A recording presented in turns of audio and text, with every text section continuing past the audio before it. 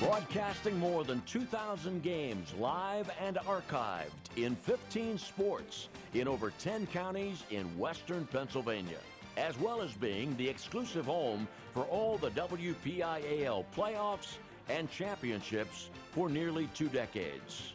Anytime, anywhere, always there. We are the new Triblive High School Sports Network.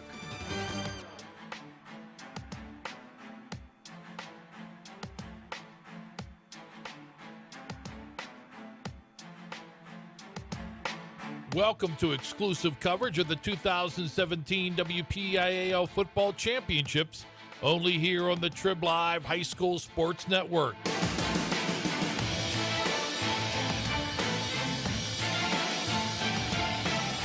This evening, it's a battle for the WPIAL Class 2A Championship as the Washington Little Prexies take on the defending champion Steel Valley Ironmen. The road to RMU at tribhssn.triblive.com is sponsored by UPMC Sports Medicine. Sponsored by UPMC Sports Medicine, by Carlow University, by AstroTurf, by Dollar Bank, by Chick-fil-A Robinson, by WQED, by Gateway Health, and by Trib Total Media. Now let's head out to Joe Walton Stadium at Robert Morris University and join Matt Vandriak and Steve Nagler for all the action.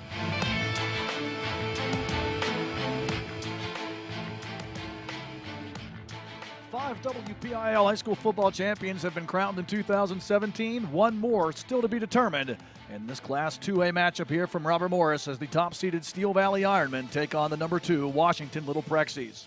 Good evening and welcome to exclusive coverage of the 2017 WPIAL High School Football Championships here on the Triblive High School Sports Network. He's Steve Nagler. I'm Matt Vandriak. Steve, these 1-2 teams were also 1-2 last year. Washington did not make it to Robert Morris. For the Little Prexies, it's been a case of unfinished business in 2017. For Steel Valley, they took the Mike Sullivan approach to last year. Can you guys win back-to-back champions? Why not us? Yeah, why not them? And they have had another good year under head coach Rod Steele. Not the dominant year they had in 2016 where they mercy ruled every single team that they played on the road to winning WPIAL Gold and the PIAA State Championship. They come off of a very tight overtime win against Riverside, 13-6, 26-game winning streak for the Steel Valley Ironmen team. But last week was a rough one, 20 penalties. They were able to withstand a lot of mistakes to get to this final game. They're going to start Trey Carfelt, who has had kind of an up-and-down season due to injuries. He was hurt in Week 4, came back in Week 8, played on defense, but Rod Steele went with Ronell Lawrence because of the fact the team kept winning. But Ronell Lawrence did not play all that well last week in the semifinal victory. It was only 4 of 16 for 31 yards and interception before being replaced by Carfelt. And Carfelt threw the big touchdown in overtime to Amante Struthers, a 10-yard touchdown pass for the winning score. So we're going to see Trey Carfelt, but that's certainly not the extent of the Steel Valley Ironman offense. Cam Williams has had a terrific year at the running back position. 133 carries, over 1,000 yards, and 19 touchdowns. Only was able to amass 17 yards, though, last week against Riverside. Trayvon Adams, an outstanding offensive force for this Ironman team. It usually will line up in a wildcat formation and run the ball a lot, but also has caught the ball 22 times, averaging almost 25 yards per catch, has scored 16 touchdowns. Well, Steve, you look at these teams offensively, they both come in with big numbers. The Ironmen average 39.7 points per game. The Little Prexies averaging 43.1 points per game, but both teams get it done on defense as well. Steel Valley allowing an average of 14.1 points against, while Washington allows just 8.5 points against per game. And I think both coaches and both teams would agree that last week was by far each of their worst performances in 2017. You mentioned Steel Valley as far as penalties went. The Ironmen went 0 for 9 on third downs as well. Washington turned the ball over 5 times in their 19-14 win over Cardinal Rural North Catholic last week. So hopefully for both these teams, they got the I guess, kinks out of the system here as you head into this championship Saturday matchup, and the matchup that everybody's been looking forward to here in 2A all year as well. Yeah, and I think if just from reading between the lines, I think this is what the time that Mike Bosnick thinks that it's Washington's time. They have had an outstanding year. 7-0 in the Century Conference, 12-0 overall. Could have very easily been the #1 seed in the 2A brackets because, as you mentioned, their offense has been very good. Tops in 2A, averaging 43 points per game. They're only giving up 8.5 points per game. That's good for #1 in terms of scoring defense in 2A and third in scoring defense in the WPIAL. They have some outstanding talent on the offensive side of the football. Zach Schwartz completing 60% of his passes coming into the game tonight for 1,765 yards and 26 touchdowns. Nick Welsh, albeit a rough game in the semifinals, fumbling a few times, he has had an outstanding year running the football. Almost 2,000 yards rushing coming into tonight and 27 touchdowns. They also have a couple of outstanding wideouts in Isaiah Schoonmaker and Daniel Walker. The combination of Schoonmaker and Walker, 55 catches on the year. Well, Steel Valley right now tied for the longest winning streak in the state of Pennsylvania with 26 consecutive victories coming into Robert Morris tonight. The Ironmen's last loss coming on November the 20th of 2015 to South Fayette in the AA semifinals at the time. Besides 2 losses to South Fayette that season, the last WPIAL team besides the Lions to beat Steel Valley was Washington back in the 2014 opening round. Both these teams have fairly significant championship history as well. Steel Valley looking for their 5th WPIAL championship in school history. Washington is looking for their 7th, but their first since 2001. Last title game appearance for the Little Prexies coming in 2012. The winner of this one will take on District 10 champion Wilmington. Wilmington knocked off Clarion 33-6 today to improve to 13-0.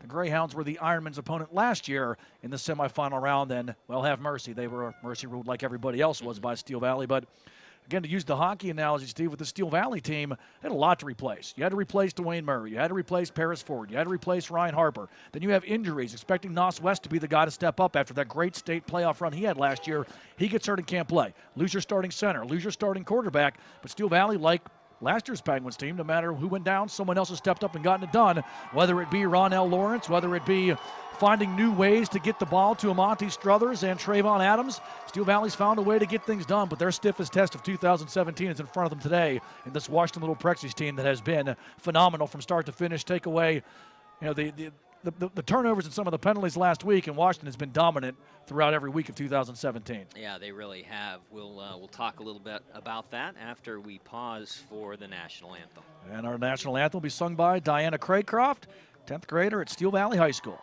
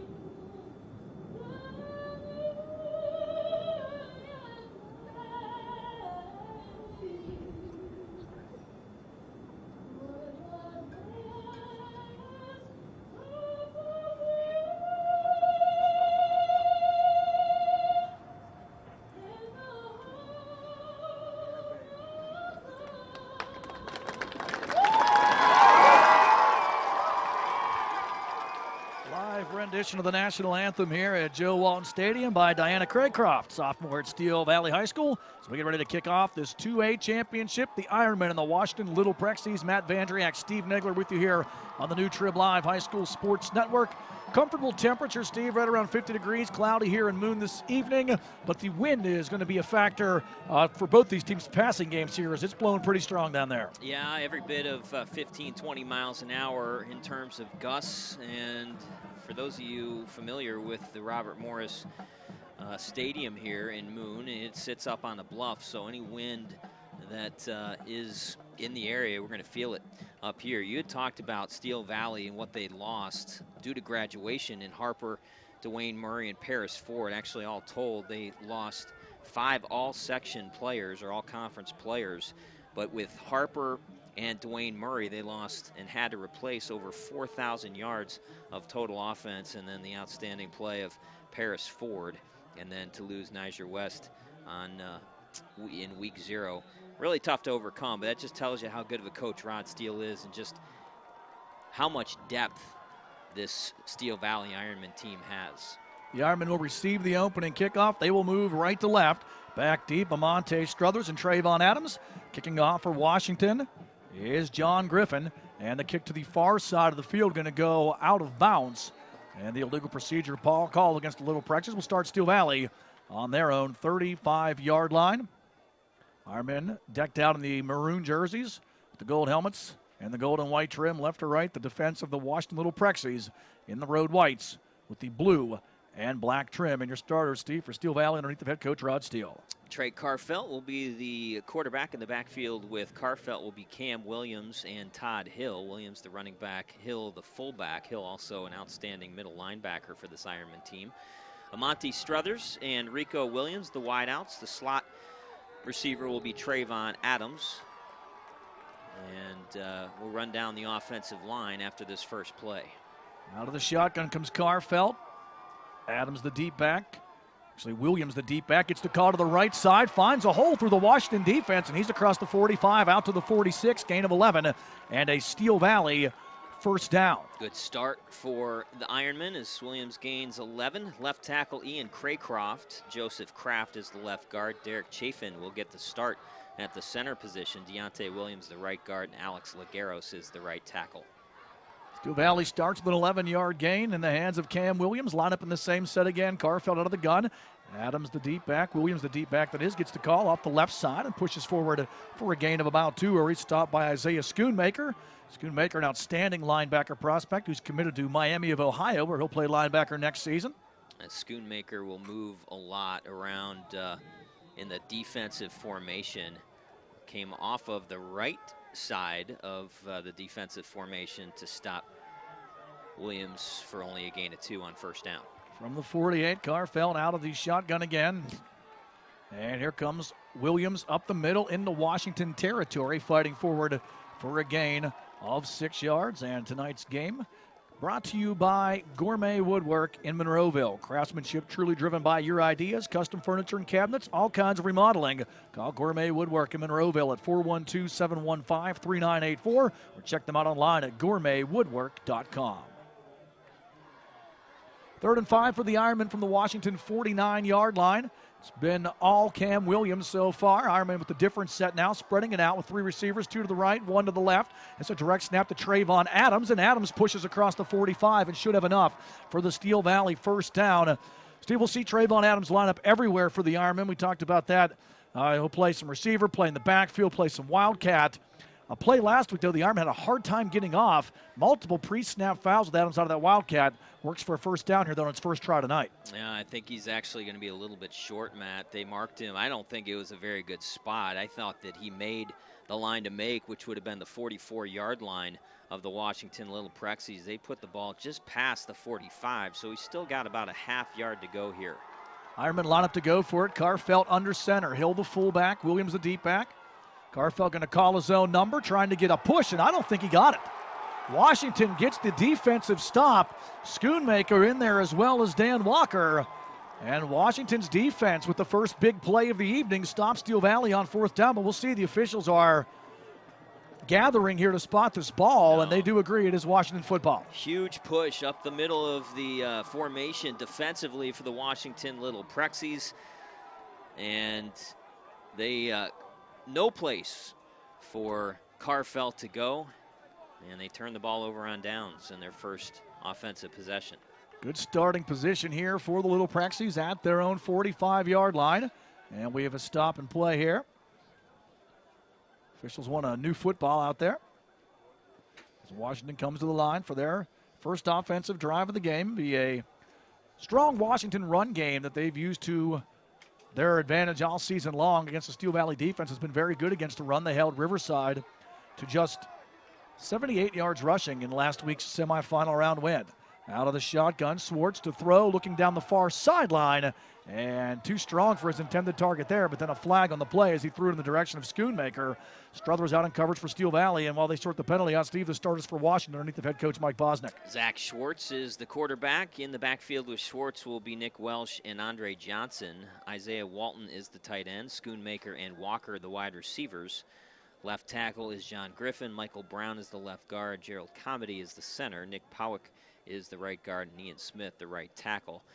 And it's going to be a couple of offsetting penalties. One was a false start for the, or actually I think is a formational penalty because the play was allowed to happen, and on the play Steel Valley called for defensive pass interference. So we'll just reset and do it again. 1st and 10 for the Little Prexies from their own 45-yard line. Zach Schwartz out of the shotgun set, split backs to either side, single wides out to each side, tight end line up to the left. High snap up and over Schwartz, ball on the field, and Carfelt able to bring Schwartz down for a big loss there, and luckily for Washington, Schwartz able to fall on top of that football. Just a snap up over the right hand of Zach Schwartz, and fortunately for the Little Prexies, Schwartz able to jump on the football. Ball has to be snapped really high because Schwartz goes 6'3" tall with a pretty tall wingspan as well. He's fortunate enough to fall on that football. Loss of 10 pushes the Little Prexies back to their 35-yard line. Schwartz out of the gun, split backs again, single wides out to each side, tight end stack to the left. Schwartz looks to his left, now he's going to fire downfield, looking for Schoonmaker, too strong. Rico Williams in cover for Steel Valley. Schoonmaker open on that inside pattern there, Steve, but the throw from his quarterback just a little bit offline. Yeah, Rico Williams had the coverage, but Schoonmaker had position running that deep post, and the ball just overthrown a little bit by Schwartz. That had the chance of being a huge, huge play for the Little Prexies. So instead of a first down and possibly more in Steel Valley territory, it'll be a 3rd down and 20 for Washington from their own 35-yard line. 8:37 left here in this scoreless opening quarter. Washington's defense getting the stop at their own 45. Now trying to make something happen with the ball on offense. Schwartz coming out of the shotgun. Same formation. Has some time. Steps up firing to the far side of the field in the double coverage. And it's intercepted by Steel Valley. Trayvon Adams with the INT at the Steel Valley 35-yard line. So after the Little Prexies defense got the stop, Steel Valley gets it right back, and not a wise play there by Schwartz, Steve, just floating that up into double coverage. No, and maybe you could say maybe good as a punt, but that was not a good throw. It was not a spiral, and he threw into too deep coverage. Steel Valley, knowing that it was 3rd down and long, they had both their safeties back deep, and just a real easy play for Trayvon Adams, and Steel Valley able to get the football back. The Ironmen back on offense here for the 2nd time this evening. No score here yet with 8:27 left in the opening quarter. Trey Carfelt out of the shotgun, spread set for the Ironmen. 3 receivers, 2 to the left and 1 to the right. Going to be a handoff here to the near side. Williams trying to find some room, and he finds nothing but Little Prexies as the defense of Washington there. Chance Hightower, the senior linebacker, makes first contact for Washington. A good adjustment for the Little Prexies defensively. Cam Williams had some success on that first drive. 3 carries, 16 yards that time. Got stuffed in the backfield as he tried to run left behind the left side of that offensive line, Craycroft and Kraft. Loss of 1 on the play, making it 2nd and 11 for the Ironmen at their own 34-yard line. I set this time. Hill the deep back. Carfelt to throw for the first time. Looking downfield for Ramonte Struthers, and too strong as Struthers had a step on the defense there. Curtis Gardner for Washington in coverage. But the throw from Carfelt over the left shoulder while Struthers was looking over the right. Yeah, that's exactly the problem there. That ball was thrown over the wrong shoulder. Not an easy night to throw. We talked about the wind. Both quarterbacks have attempted long passes, and going to be tough to complete those based on the wind, but that's the problem with that throw. Carfelt, if he would have led the receiver to the inside shoulder, could have been a big play. 3rd and long now for the Ironmen. 3rd and 11 to be exact from their 34-yard line. Carfelt out of the shotgun, going to throw again, firing underneath, has a man, catch made at the 40, it's Adams, lowers his shoulder, and he has a first down out to the 39-yard line. Gardner and Walker on the stop for Washington, but Trayvon Adams open underneath, and Steel Valley moves the sticks. Oh, what a nice luxury to have. Trayvon Adams just kind of digging through, kind of crossing the late man on that play, and Carfelt letting the other wide receivers kind of clear out for Trayvon Adams, caught him in stride, and he's able to get 14 yards on that 3rd and 10. Steel Valley now set up at their own 49-yard line. Empty backfield this time. It's going to be Adams running the Wildcat. Now he puts a man in motion. Adams going to run the opposite way with linemen in front of him. Cuts it inside at the 45, at the 40, down to the 35, and tackled at the 34-yard line. Stop made by Washington's Zamir Robinson, but a big run there by Trayvon Adams. And Steve, this is Trayvon Adams, really Steel Valley's biggest offensive threat, over 1,500 yards in total offensive season, 16 touchdowns, and showing his versatility there. Royce Brooks and Joseph Kraft pulling to the right side of that formation. It was a really good offensive play based on the defensive set that the Little Prexies were in. And boy, Adams didn't even get contacted until after first down yardage. 15 gain on the play, give the Ironmen a fresh set of downs at the Washington 35-yard line. Adams again comes out of the Wildcat. He has Struthers in motion from right to left. Adams going to come that way this time, and he dives across the 35 down to about the 33-yard line. Short gain on the play. A couple of Little Prexies in there on the stop. Ian Smith, one of the guys leading the charge. Oh, there's an injured. And that's Adams, who's down after running the ball there. Hopefully for Steel Valley, it's just a minor situation. Mentioned Trayvon Adams this season, 998 yards rushing, 560 yards receiving. He's done everything for Steel Valley. He's also a return man. And Adams is shaken up. And training staff out to check on him. Yeah, and looked like the trainers may be calling for additional help, maybe a cart. And hard to, well, you don't want to speculate, but he is still kind of down on his back, and that would be a huge loss for Steel Valley. We talked about all the losses that they've incurred due to graduation and injury, with Carfelt going down and early in the year losing their top running back, Niger West. Well, this would be a real blow to this Steel Valley Ironman offense and defense, because Adams, one of the better safeties, deep safeties, already with an interception here this evening. And also a return man as well, while the training staff attends to Trayvon Adams. We'll take a quick break and be right back. 6:02 left here in the opening quarter. Steel Valley and Washington scoreless here from Robert Morris. You are watching 2017 WPIAL High School Football Championship coverage here on the Triblive High School Sports Network. The team at UPMC Sports Medicine doesn't just rebuild wrists and knees. They build better athletes. Athletes at every level who want to get stronger and faster and prevent injuries. Fact is, no other sports medicine program in the region is more experienced when it comes to treating, training, and inspiring athletes.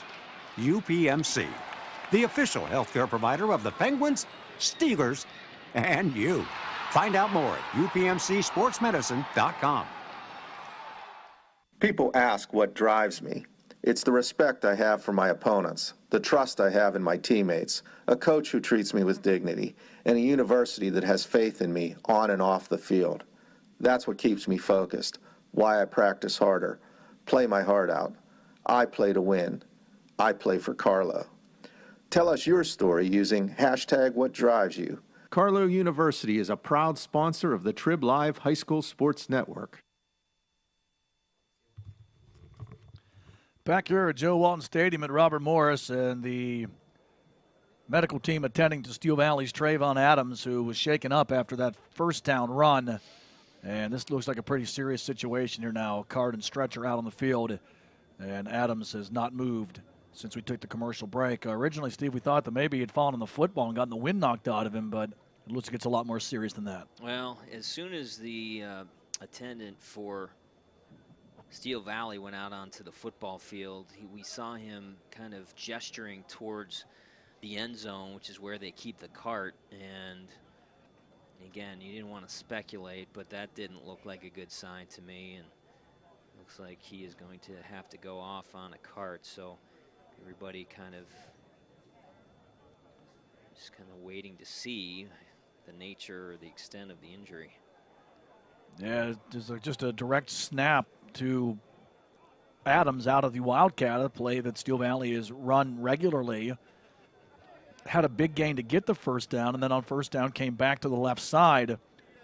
Kind of got stacked up in the middle of the field, and it looked originally like he had fallen on the football, which we thought was, potential to have the wind knocked out of you in that situation, but obviously much more serious than that now as not only the Steel Valley training staff, but the EMTs here at Robert Morris are also out on the field. And Adams is up, and he's walking. Yeah, he's got an air cast, though, on the right arm. Yeah.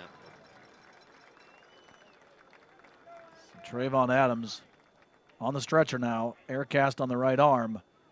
And hopefully for Trayvon, he's going to be okay long term, but short term, that's a big loss for Steel Valley. It really is. And hey, you don't ever want to look past tonight because they're going to be in a dogfight tonight, but even if they do advance, it does not look like they're going to have the ability to have Trayvon Adams in their lineup anymore this year. That is a very difficult scenario for the Ironmen. So Adams, with the air cast on the right arm, will be taken to a medical facility here for further treatment, and just hope he's going to be okay. It's tough to see, especially early on in the football game, and for a senior getting an opportunity to be a featured player here in a championship game. That's a tough loss, both personally and for his teammates. Yeah, I have not seen Steel Valley coming into tonight. I have been impressed with Trayvon Adams, not just his athleticism, but his size. You don't see that combination of 6'3", 215, and then a guy that has the explosiveness that he does, and he has raised his left arm to the stands and his teammates, and he will be carted off. We hope he's going to be okay. Adams last year was primarily a tight end for Steel Valley, but really expanded his offensive role here with all of the pieces that Steel Valley lost in the offseason. And really was Steel Valley's biggest offensive weapon. Had a big game last week in that victory over Riverside. Adams rushing for 122 yards to lead the Steel Valley ground attack. 2nd and 9 for the Ironmen now. And the offense will change. We'll see more of Cam Williams now. We'll also see Kai Johnson checking into the game as the interior receiver on the right side. Carfelt out of the gun. Williams the deep back. Carfelt going to throw to the near side. Come back pattern. Struthers makes the grab at the 25-yard line. And that should be enough for the Steel Valley first down out in coverage for Washington there. Like that was number 3, Dan Walker.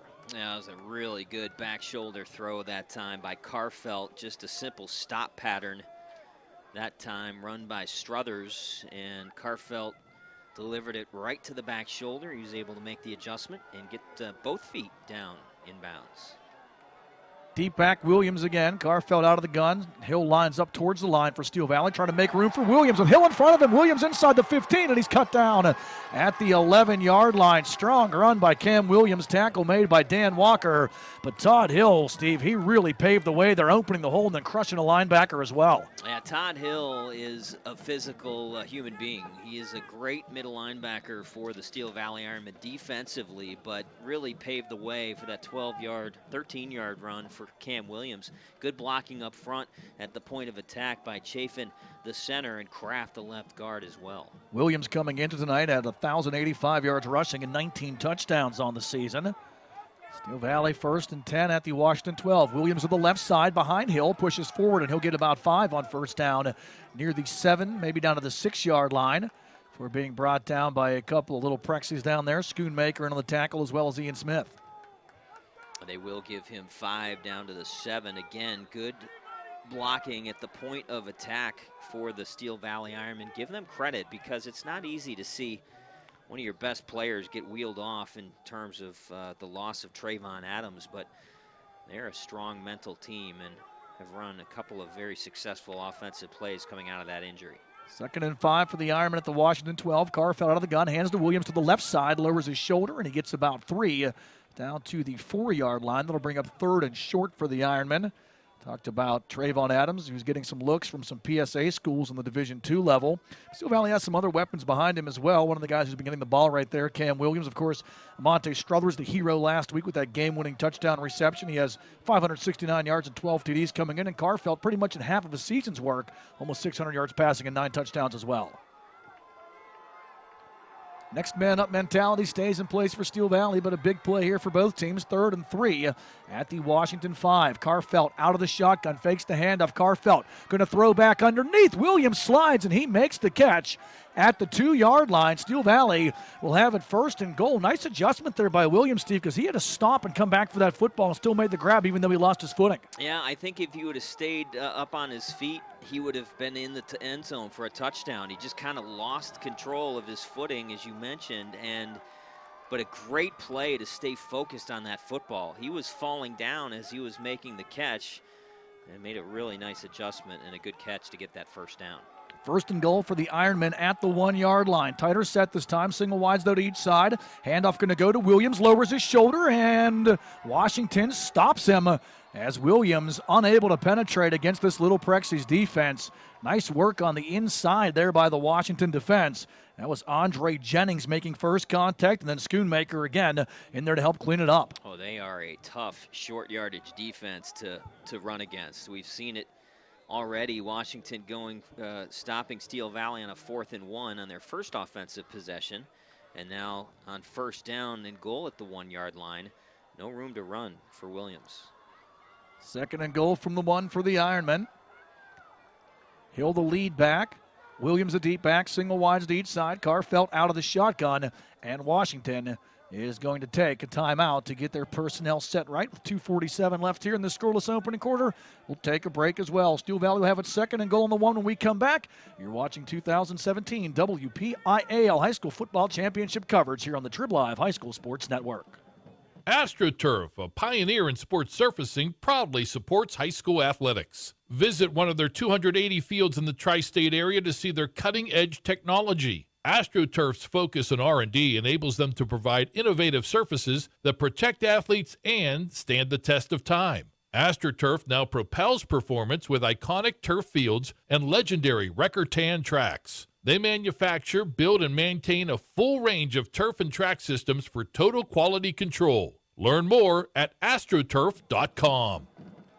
Back here at Joe Walton Stadium at Robert Morris. Out of the Washington timeout, 2:47 left here in the opening quarter. Steel Valley and the Little Prexies scoreless, but the Ironmen have a 2nd and goal at the Washington 1-yard line. Matt Vandriak, Steve Nagler with you here on the Triblive High School Sports Network. Good showing by Washington on 1st down, Steve. Then they take the timeout to adjust personnel as well. Yeah, I think it was possibly personnel. I think it was also they were ill-equipped to handle the formation because Steel Valley threw a couple of wideouts and spread out the field, and they've done it here again on 2nd down. The Ironmen go with the empty, with Hills, the Wildcat this time, and movement on the Steel Valley line is going to cost them yardage. So Trayvon Adams' usual spot there, Steve, in the Wildcat, filled by Todd Hill, who has been a short yardage specialist for Steel Valley this season, but that time his count got his own offensive lineman, Alex Lagueros, to jump off sides. Well, and that's the problem they had last week. 20 penalties in that game that they were able to squeak by Riverside, but that is a big penalty to take there. Really a terrible time for it because you go from 2nd and goal on the 1 to 2nd goal on the 6. It really gives the Little Prexies an edge defensively. And now looks like we're going to have a timeout taken the other way. It's Rod Steele's out on the field. And Steel Valley going to call the TO here. So with 2:47 remaining here in this opening quarter, we have had 3 plays from the 1-yard line that, well, it's been 2 timeouts and a false start. for Washington, trying to rebound a bit from a tough performance last week. Still got the win over Cardinal Royal North Catholic, 19-14, but their offense had a hard time holding on to the football last week, while Steel Valley's offense just had a hard time lining up on side, and also a tough time on third down. The Ironmen 0 for 9 last week, but their defense stepped up big time, Steve. They held Riverside to just 78 yards rushing and held the Panthers to 0 for 12 on third downs last week as well. Yeah, and I would say that while both the head coaches probably would tell you that was not their best performance, far from it, they were happy that they were able to kind of come out the other side with a win. And these are two programs that haven't had too many close games to deal with, and so I think the fact that they were able to come out on top despite not performing as well as they could says a lot about both teams. So out of the Steel Valley timeout, it's 2nd and goal from the Washington 6-yard line. Carfelt out of the gun. Hilda back to the right, 2 receivers up top, single wide down to the near side is Kai Johnson.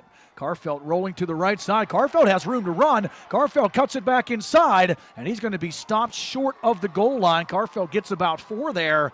Design pass play, Steve, but Carfelt saw the opening that we did up here in the booth, and he's able to gain positive yards for the Ironmen and almost push that one in.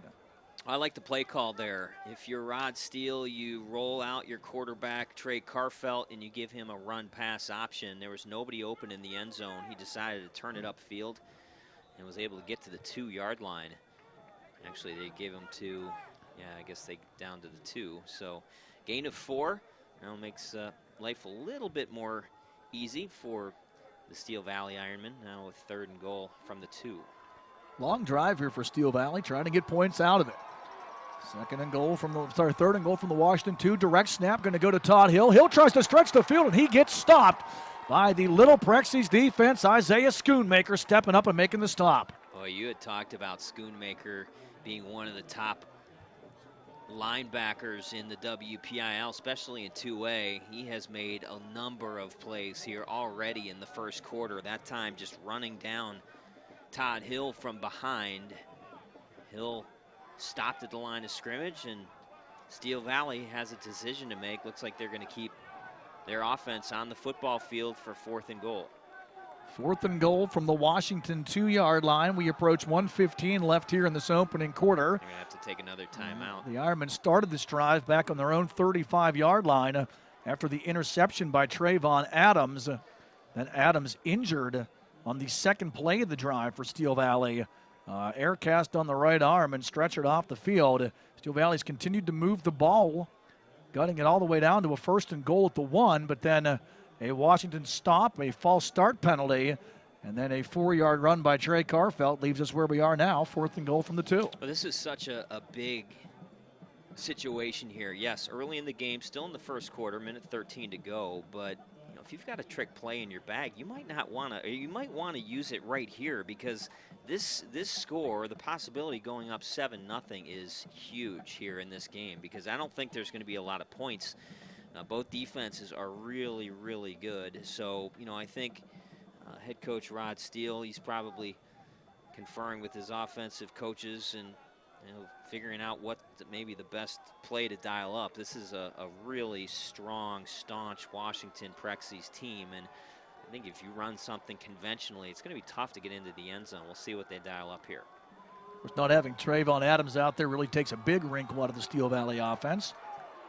It's going to be Amante Struthers out of the shotgun for Steel Valley. Struthers going to call his own number to the left side. Struthers lowers his shoulder towards the end zone, and he is stopped short by Washington.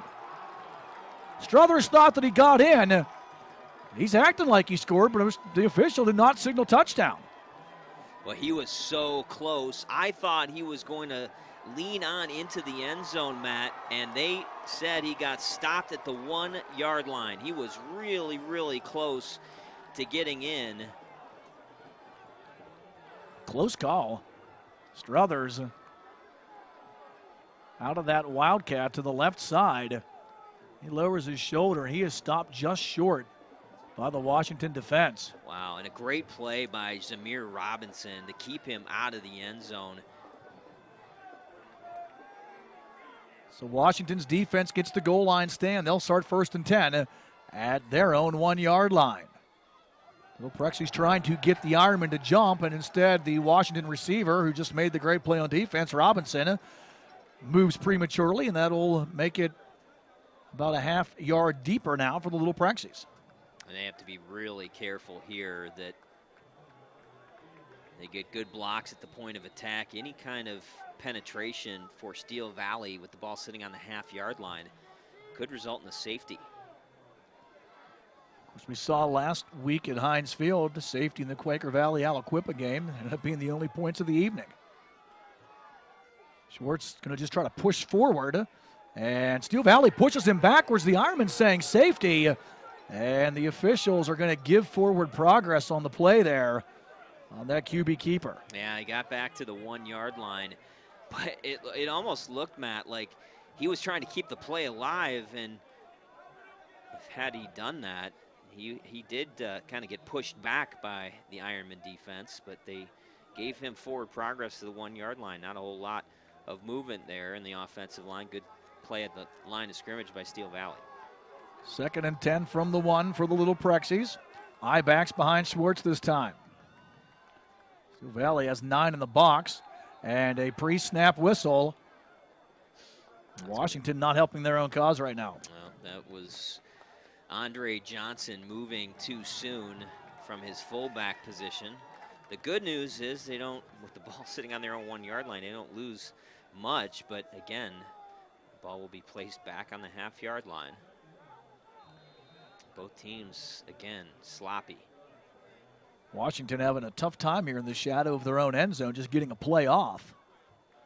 For Steel Valley drove it all the way down to the Little Prexies 1, but were stopped on 4 tries. It's like Washington might be content just to run this first quarter clock out before taking another snap, and that will be the case. 12 minutes of football in the books here from Joe Walton Stadium at Robert Morris. Your score after 1. Steel Valley and Washington scoreless. You are watching 2017 WPIAL High School Football Championship coverage here on the Triblive High School Sports Network. Mark Ferry Auctioneers Incorporated. For over 40 years, we've been selling antiques, firearms, industrial and commercial liquidations, farms, machinery, and commercial and residential real estate. Named Pennsylvania State Champion Auctioneers. Members and past presidents of the Pennsylvania Auctioneers Association and members of the National Auctioneers Association. Take a look at our upcoming sales at markferryauctioneers.com. We may have just what you're looking for. Our 1,800 square feet tent can shelter 400 people. We keep a computerized and itemized record of all sales. We are licensed, bonded, and insured. Mark Ferry Auctioneers Incorporated. Check us out online at markferryauctioneers.com or give us a call at 724-423-5580. Back here at Joe Walton Stadium at Robert Morris, getting ready to get the second quarter underway. Steel Valley and Washington Class 2A Championship. No score here yet between the Ironmen and the Little Prexies. Alongside Steve Nagler, Matt Vandriak with you here. Championship coverage exclusively on the Triblive High School Sports Network. Teams switch sides right to left. Washington moves. Faced with the 2nd and 10, Steve, from their own half-yard line. Can't get a longer trek for both teams, and the guys handling the chains as the ball sitting on their own 1 yard line. We'll see what they call here offensively. Steel Valley had the offense on the field most of that first quarter. Washington trying to get out of a hole, but pleased their defense, able to make a stop against Steel Valley. 4 tries from the 1. Schwartz coming out of the shotgun, looking to throw. Steel Valley brings pressure, swings it underneath, and that catch is made out of the backfield by Nick Welsh. Lots of room up the near sideline across the 30, and ran out the 34-yard line by Cam Williams of Steel Valley. So Washington comes through with a huge play there, moving the ball all the way out to the 35.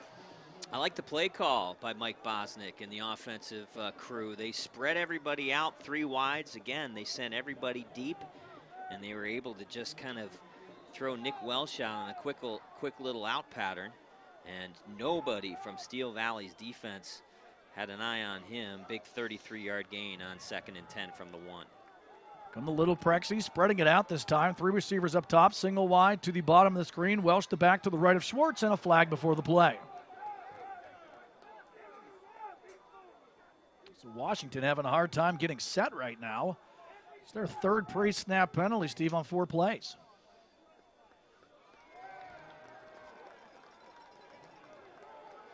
Yeah, was Isaiah Walton, the tight end that had lined up on the left side of the offensive formation. He realized that he was off of the line of scrimmage, had to be on the line of scrimmage, and when he moved forward, he actually went past the line of scrimmage, thus prompting the flag. First and 15 for the Little Prexies, now back at their 29-yard line. Schwartz coming out of the shotgun. Handing off to Welsh, trying the far side of the field, able to get past the first man, and then he's stacked up by the second wave of Ironmen. Got out of the grips of Kai Johnson there, but then Cam Williams and Todd Hill swallow him up. Welsh running right behind Powick and Smith, but good penetration by Steel Valley really caused Welsh to kind of have to bump it outside, unable to cut it up. Gain of 1. If you're going to run behind anybody, Steve, make it Ian Smith. He's 6'8", 280 pounds. Usually can make some room for you. Second and 14. Schwartz out of the shotgun, has time. Downfield man wide open, and he overshoots his intended target there as Caleb Jackson was streaking down the far side of the field, but the pass too strong. Well, that's just a bad miss if you're Zach Schwartz. I don't know if he realized that Caleb Jackson was lined up with nobody on top of him, and he just hurried the throw, didn't get his feet underneath him, and threw it way beyond Caleb Jackson. That would have been a touchdown with no problem. Third and 14 instead for the Little Prexies from the 30-yard line. Same set, 3 receivers up top, single wide to Schoonmaker down here. Man in motion now, and out of the gun, Schwartz. With time, now the pocket collapse is going to call his own number. Schwartz moves forward across the 45 as a first down into Steel Valley territory.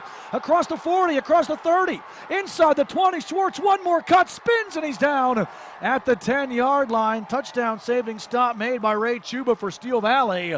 But a huge run play there by Zach Schwartz, and he's a bit of a dual threat, Steve. He had 335 yards on the ground coming in, but none bigger probably this season than that one right there. Oh, he just decided to pull it down. Nobody to throw to. Ironman had good defensive coverage in the defensive backfield, but boy, once Zach Schwartz made the decision, the 6'3", 200-pound sophomore took off, gained 60 yards on that 3rd and 14 play. Now they're in business at the Steel Valley 10-yard line. First and goal for the Little Prexies, a drive that started at the Washington 1.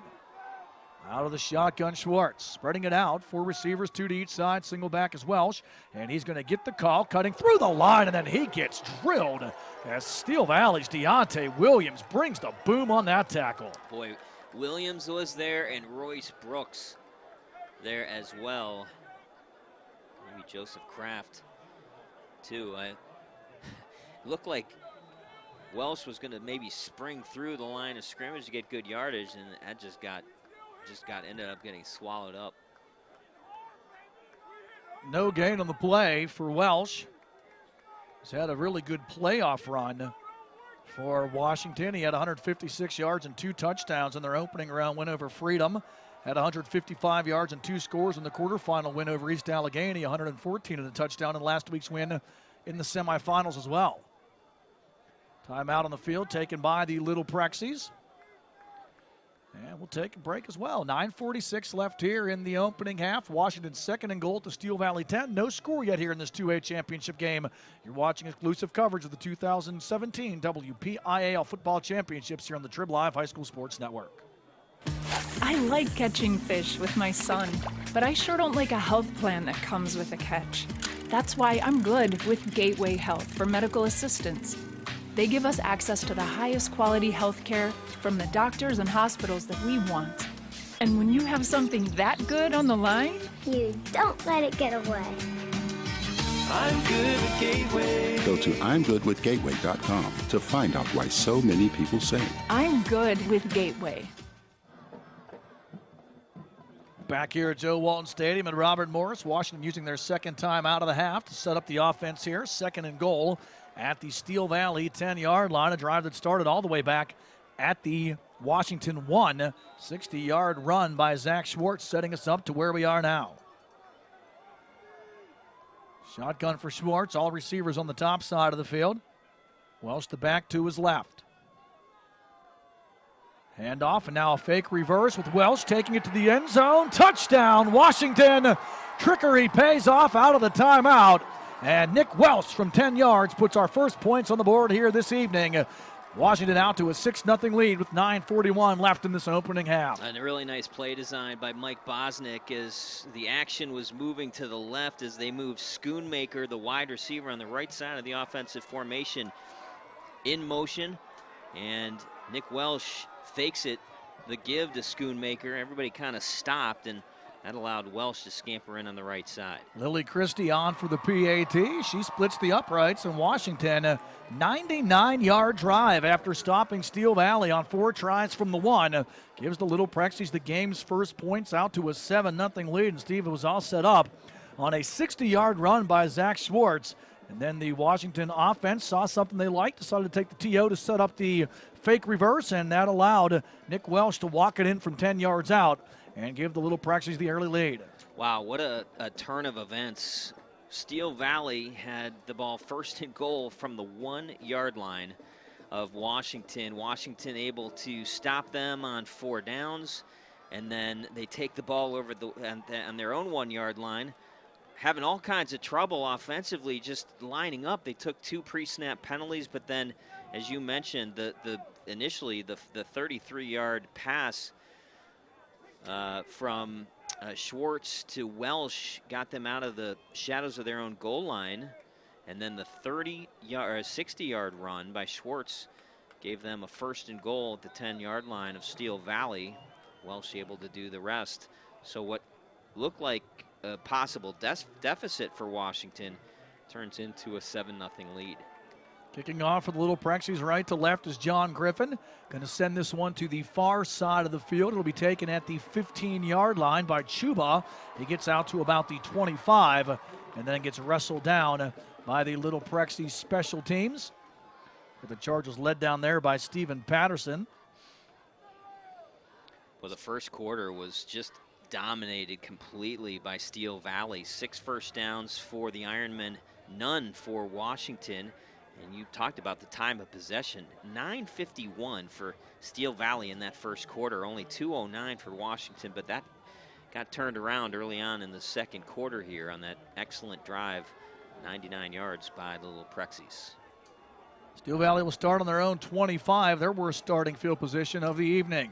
Carfelt out of the gun, handing off to the near side. Williams tries to find room, and he finds nothing but a sea of white, blue, and black. The Washington defense making the stop, and it's Chance Hightower, the senior, coming in strong from his linebacker spot for the Little Prexies.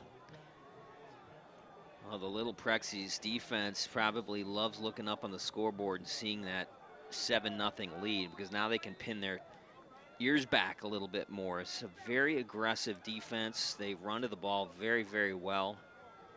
Cam Williams nowhere to go on first down. 2nd and 10 for the Ironmen from the 25. Carfelt out of the gun. Williams the deep back. Hill the lead back. Single receivers to each side. Carfelt wants to throw. Going to chuck this one downfield. Looking for Struthers. And just too far for him. Coverage for Washington by Curtis Gardner. And good defensive play by Gardner to stay with his man and prevent Struthers from getting free. Well, I think if Carfelt would have just maybe waited a little bit longer, I think Amani Struthers would have run past Curtis Gardner. That ball just a little bit out past the outstretched arms of Struthers, but I think that play is there. I like the idea of running your most, kind of athletic wide receiver, tall wide receiver on a fly pattern.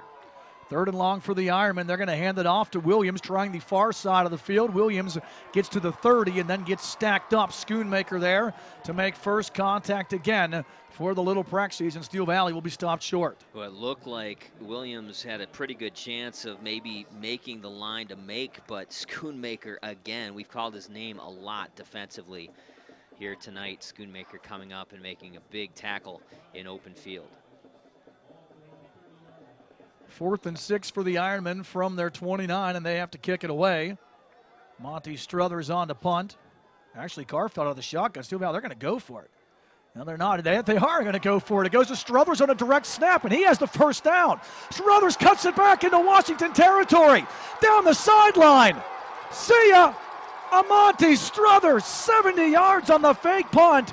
and Steel Valley gets the answer. Rod Steele called it. Steve, I almost gave it away because that wasn't the traditional Steel Valley punch set there. But Struthers, behind Carfelt, takes that snap and takes it up the far sideline for the Ironman score. That was a great call by you. You saw something that you don't ordinarily see, and that's Amani Struthers kind of surveying the situation and then taking off. He got a great block. I think that was Todd Hill on the outside. Todd Hill able to get the block, and Struthers steps out of a tackle, 70 yards for the touchdown on the fake punt. Brady Miller on for the PAT. Hold is down, Miller's kick is up, and he splits the uprights to tie this game at 7. A 99-yard drive by the Little Prexies, a 70-yard fake punt by the Ironmen. Number 1, number 2, tied at 7 here with 7:56 left in this opening half. Steve, that was the first quarter that you just mentioned when you ran down the statistics. The time of possession-wise, Steel Valley dominated. Washington only had, I think, 4 plays of total offense in that first quarter, but then stringing together that 99-yard drive into their defense gets the stop. Steel Valley had a first and goal at the Washington 1-yard line and could not get it home, and then Washington go the other way and scores. That is a huge play call and a really risky call if you're Rod Steele, because you don't get it there. And it was 3rd and 6. I mean, it wasn't like it was 3rd and 1 or 2. You had a long way to go, especially from being 15 yards behind the line of scrimmage, taking that punt, snap. But I like the idea of putting the ball into Amani Struthers' hands. I talked about it a couple of plays prior to that when he ran on the fly pattern, especially with Trayvon Adams going down to injury. I really like the fact that they're looking to get the ball into Amani Struthers' hands. He's your next best athlete for sure on that offense. Struthers has offers from Purdue, Syracuse, Kent State, Miami of Ohio, and Toledo, amongst others. Could be Isaiah Schoonmaker's teammate next year. Brady Miller lining up to kick it off for the Ironmen. Line drive, left-footed kick, going to take a bounce. Bobbled. Ball is loose and still loose. Washington, I think, able to get on top of it. And a tough break there for the Little Prexies. Dylan Asbury had a heck of a time fielding that football, and it's Schoonmaker who actually comes away with the recovery. The Ironmen almost get it. It's both Devin and Devon McClendon in the area for the Ironmen special teams. Washington getting a big break there. Again, Schoonmaker, very smart player, realizing that ball on the turf, able to jump on it. And Washington, even still getting the ball in good starting field position, ball sitting on their own 29-yard line. 7:52 left here in this opening half. 7-7 the score. Little Prexies to the offense for the 3rd time this evening. Schwartz out of the shotgun. 2 receivers and a tight end to the right. Welsh the back, 2 is right in the backfield. Long count here for Schwartz. Fakes the handoff. Going to roll to his right. Backside pressure coming. Schwartz going to just try to pull this one down and get what he can. Big block on the sideline. A flag on the play. Deontay Williams got lit up over there. I think it was Andre Jennings, the fullback, who caught him, but Steve, that play's frowned upon on the high school level. The crackback is illegal. Yep, you cannot block somebody who's not looking at you, and that's exactly what happened. I think it was, it might have been Dylan Asbury or Andre Jennings, I think, was the one that levied the block. I think it's Jennings on the outside here who comes back, and yeah, Jennings is the guy that got him on the sideline. Luckily for Steel Valley, Deontay Williams just shook that one off. Earlier this season, Steel Valley lost their starting center, Jared Tomasic, on a similar play against East Allegheny where he was actually stretchered off the field, and Tomasic hasn't been back since. It's just a really dangerous play that, they want to try to legislate out of the high school game right now. We've seen it. I've seen it several times called. I think the officials are doing a great job calling it. The players have to recognize they can't make that block anymore. Makes it 1st and 22, back to the 17-yard line. Schwartz going to air this one out down the far sideline. Too strong for his intended target over there, looking for Dan Walker. Ray Chuba in coverage for the Ironmen. I mean, it's a play, Steve, when you're out there, and it looks good. You get your teammates fired up, but the injury that results from that too frequently Definitely a wise move by the WPIAL to take that one out, especially with concussions being on the forefront like they are now as well. Yeah, and that's exactly the reason why. When you're trying to track down a play from the backside, you're not looking at where that blocker is coming from. You know, it's completely a blindside situation, and they want to get rid of that. 2nd and 22, back at the 17-yard line. Prexies will spread it out, 2 receivers to each side. Schwartz out of the shotgun. He's running for his life now. Steel Valley's bringing the house. Schwartz just going to throw this one away, and Chuba steps in front of it and picks it off at the 19-yard line. Steve, that play was broken from the start. Miscommunication there. Schwartz was expecting it looked like a screen to set up. Steel Valley brought everybody, but nobody got open underneath. And then the Ironman defense in there to hammer Schwartz as he released the football, and another errant pass that Ray Chuba picks off at the 19. Yeah, that's just really a pass that should not have been thrown. We got to keep in mind that Zach Schwartz is only a sophomore. I understand he's trying to make plays, but he's running to his left and dealing with pressure, trying to throw back across his body. A good play by Ray Chuba as he steps in and makes that big interception. Huge turnover deep in Washington's territory. It's Ligeros for the Ironmen who brought the pressure. Now a direct snap, going to go to Amante Struthers, trying to stretch the field. Washington ready for it this time, and he's lucky to get back to the line of scrimmage. Good work there by Antonio Meredith for the Little Prexies. It's one area too, Steve, that we didn't really touch on before the game, but Steel Valley has a much shorter bench than Washington, and most of their guys play both sides of the ball, while Washington has the luxury of actually varying their starters, at least on offense and defense. Meredith able to make that stop for a loss of 1. So we see Amante Struthers assuming that Wildcat role that's vacated due to the injury of Trayvon Adams. Garfelt out of the gun. Williams, the deep back. He's going to get the call to the left side. Just going to try the middle of the field. And he gets maybe a yard before being met by a host of white jerseys. That interior line of Washington, tough to run against, is Michael Brown, the first man there from his defensive end spot to make contact. I think Anthony Rivera getting some penetration as well. There's really not a lot of room to run, as you mentioned. Cam Williams has had a pretty good first half. He's ripped off a couple of decent runs, but recently there has not been a whole lot of place to go for Williams or anybody else running the football for Steel Valley. Big play here on 3rd and long. 3rd and 9 from the Washington 18-yard line. Garfeld out of the gun, 2 receivers to each side. Hildy single back to his right, stays in the block. Garfeld looking for the end zone, and he has to throw that one away because Washington was bringing the pressure. Dylan Asbury came in and almost got Garfeld. Well, it was him and Kraft as well that broke free and just didn't give Garfeld the time to throw the football. He got rid of that football far earlier than he wanted to, and so offense will stay on the football field for Steel Valley. They'll go for it here. They're going to send a field goal. They got the kicker coming out. Yep. So the Ironmen will try what will be a 37-yard field goal for Brady Miller. Miller trying to set it up here. He's hit one from 37 this season against South Allegheny. Garfelt will hold for him. Keep in mind, Garfelt is the starting quarterback.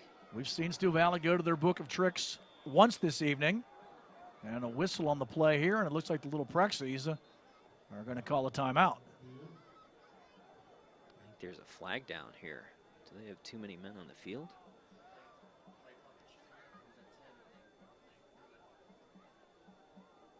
Just count 11 out there for Washington.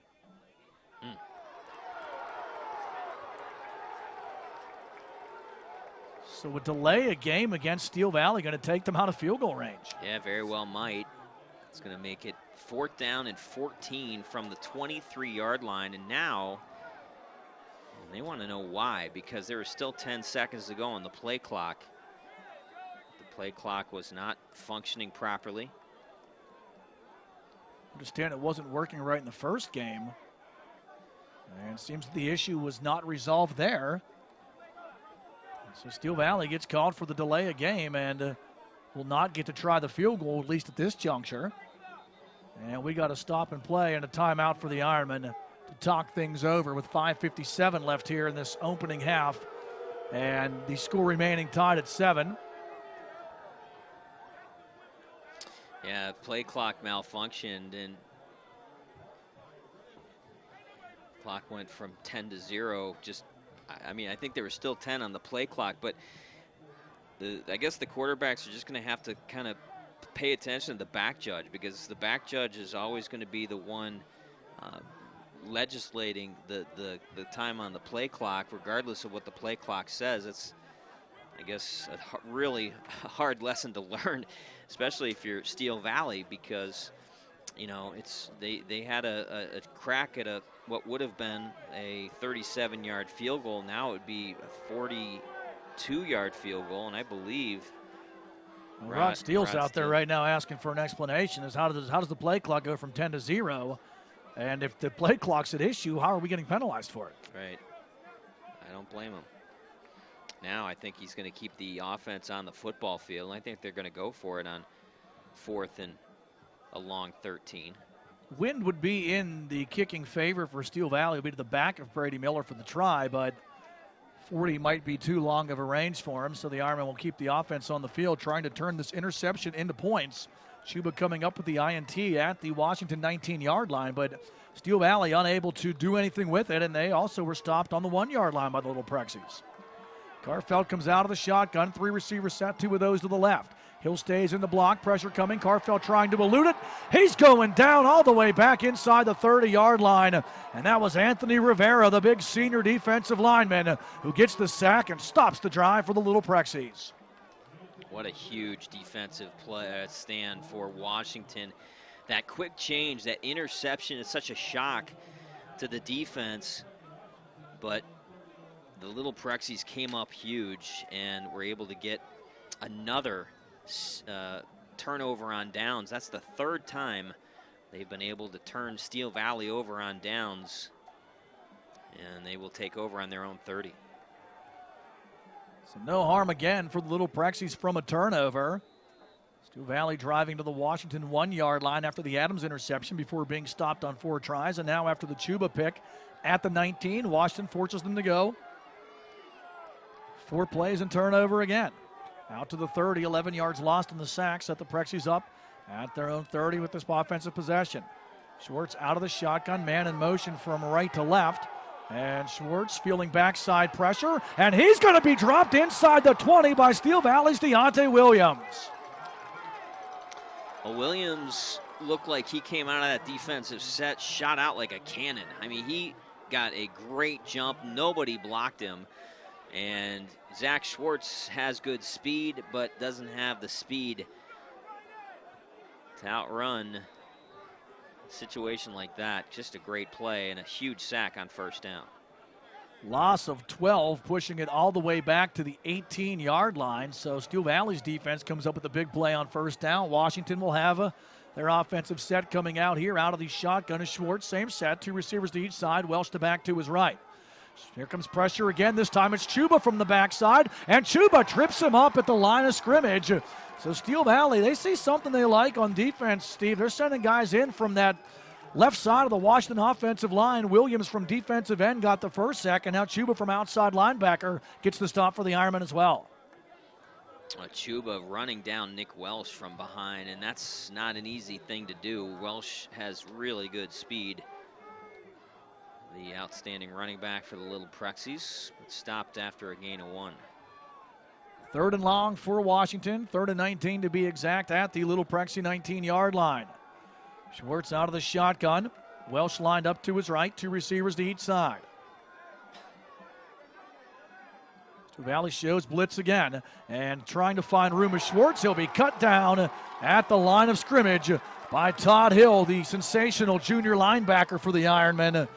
Hill already has offers from Cincinnati, Toledo, and right here at Robert Morris, and he shows why he's generating that college interest, Steve. The speedy linebacker in there to make the stop. Right now, the defense is flexing their muscles, and Steel Valley able to get a 3 and out, and will, in all likelihood, get very good field position with still a lot of time on this 1st half clock. 4th and 20 for the Little Prexies, back at their own 20-yard line. And the punting duties handled by Isaiah Schoonmaker.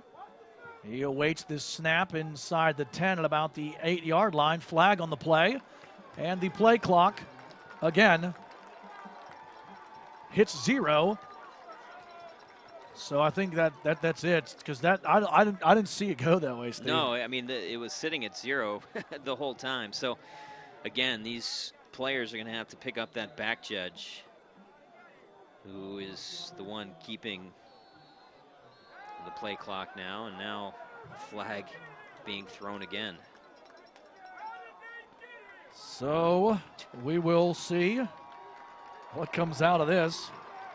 It's going to be against Washington, and both of these teams have sputtered in this first half, but more so Washington, as they've turned it over twice, Steve, and have had multiple pre-snap penalties. This punt can be an adventure now. Schoonmaker able to step up, but hits this one straight up in the air. Steel Valley telling everyone to get away from it, and it's going to roll and be stopped at the 34-yard line. So the Ironmen will have a great start to field position here after their defense makes the stand. And in the words of Phil Collins, and then later disturbed, a land of confusion for the Little Prexies there. That was not a good sequence for them, for sure. 2 pre-snap penalties that cost them 10 yards, and then a 24-yard punt from Schoonmaker, and Steel Valley back in business again with great field position, the ball sitting on the 34-yard line of the Little Prexies. Ironmen to the line. Carfelt out of the shotgun. Williams the deep back. Hill lined up as the lead blocker on the left side, single wides to each side.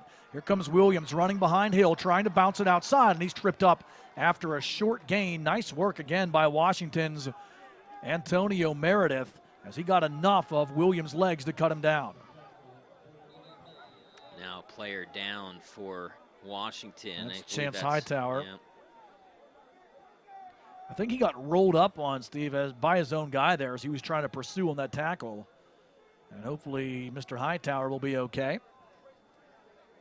Big point in this football game. Steel Valley with great field position on their previous drive after the interception thrown by Zach Schwartz. They took over on Washington's 19-yard line, but weren't able to do anything with the field position. And then now with the ball, them starting this drive on the 34-yard line of Washington. Washington's defense has really had their backs against the wall for most of this first half. It's amazing that they have limited Steel Valley to just 7 points. Hightower walking off on his own. It's a good sign for the Little Prexies.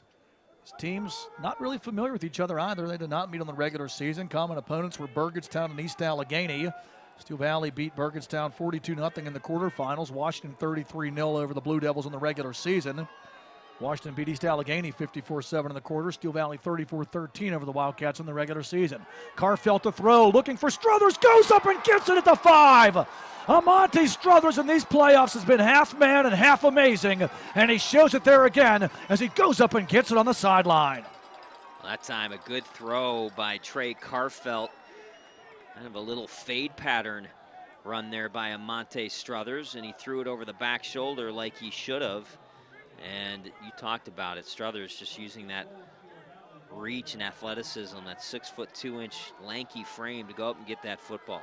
First and goal for the Ironmen at the Washington 5.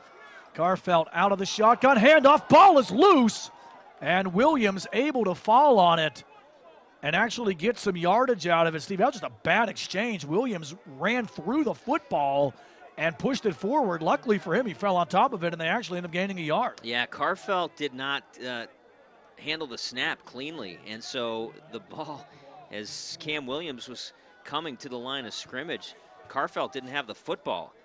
And Williams had to reach up and kind of try to grab for it. The ball hit the ground, but credit Cam Williams for tracking that ball, able to pounce on it, and did gain 1 yard. Case there, if you're Washington, you love the aggressiveness of the defense, but they were so aggressive looking for the ball carrier, they never saw the football pop out. Carfelt out of the gun. Here comes Williams off the right side, trying to muscle his way forward, and he'll be stopped at about the 3-yard line. Stacked up by the inside of that Washington defense. We see Jack Kern make first contact before reinforcements came to clean it up. Yeah, Michael Brown was in on that tackle too. So strong, Michael Brown. 6'3", 260. Cam Williams stopped in his tracks as soon as Brown made contact. Give them credit for one.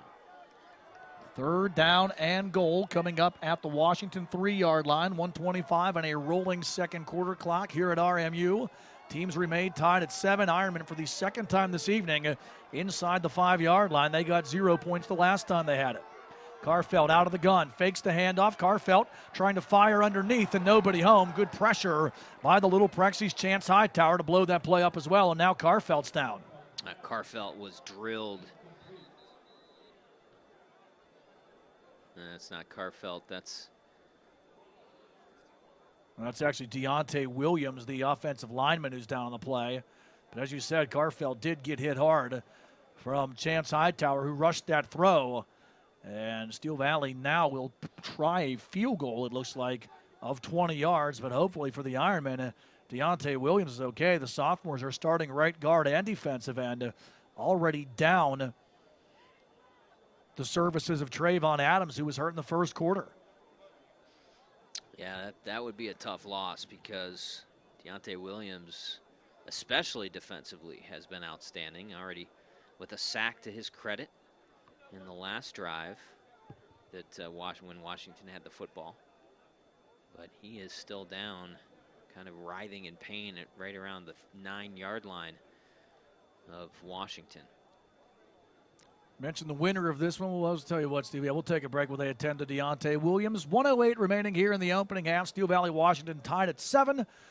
Ironmen will have it 4th and 3 whenever we come back. You're watching 2017 WPIAL Football Championship coverage here on the Triblive High School Sports Network. Check out the new Triblive High School Sports Network on social media this season for breaking news, scores, pictures, videos, links to our articles, and more. Follow us on Twitter and Instagram under the handle Triblive HSSN. Get in the conversation on Facebook at facebook.com/Triblive HSSN. And on our YouTube channel, you can find thousands of interviews with local student athletes and coaches, plus highlights and full games. The spot for Western Pennsylvania high school sports on social media this season is the new Triblive High School Sports Network. Back here at Robert Morris, Steel Valley going to try a 20-yard field goal. Good news for the Ironmen is that Deontay Williams able to get up the field in his own power. The bad news, though, is that he was really kind of favoring that right leg, and he's going to sit down on the bench here as Brady Miller comes on to try a 20-yard field goal out of Trey Carfelt's hold.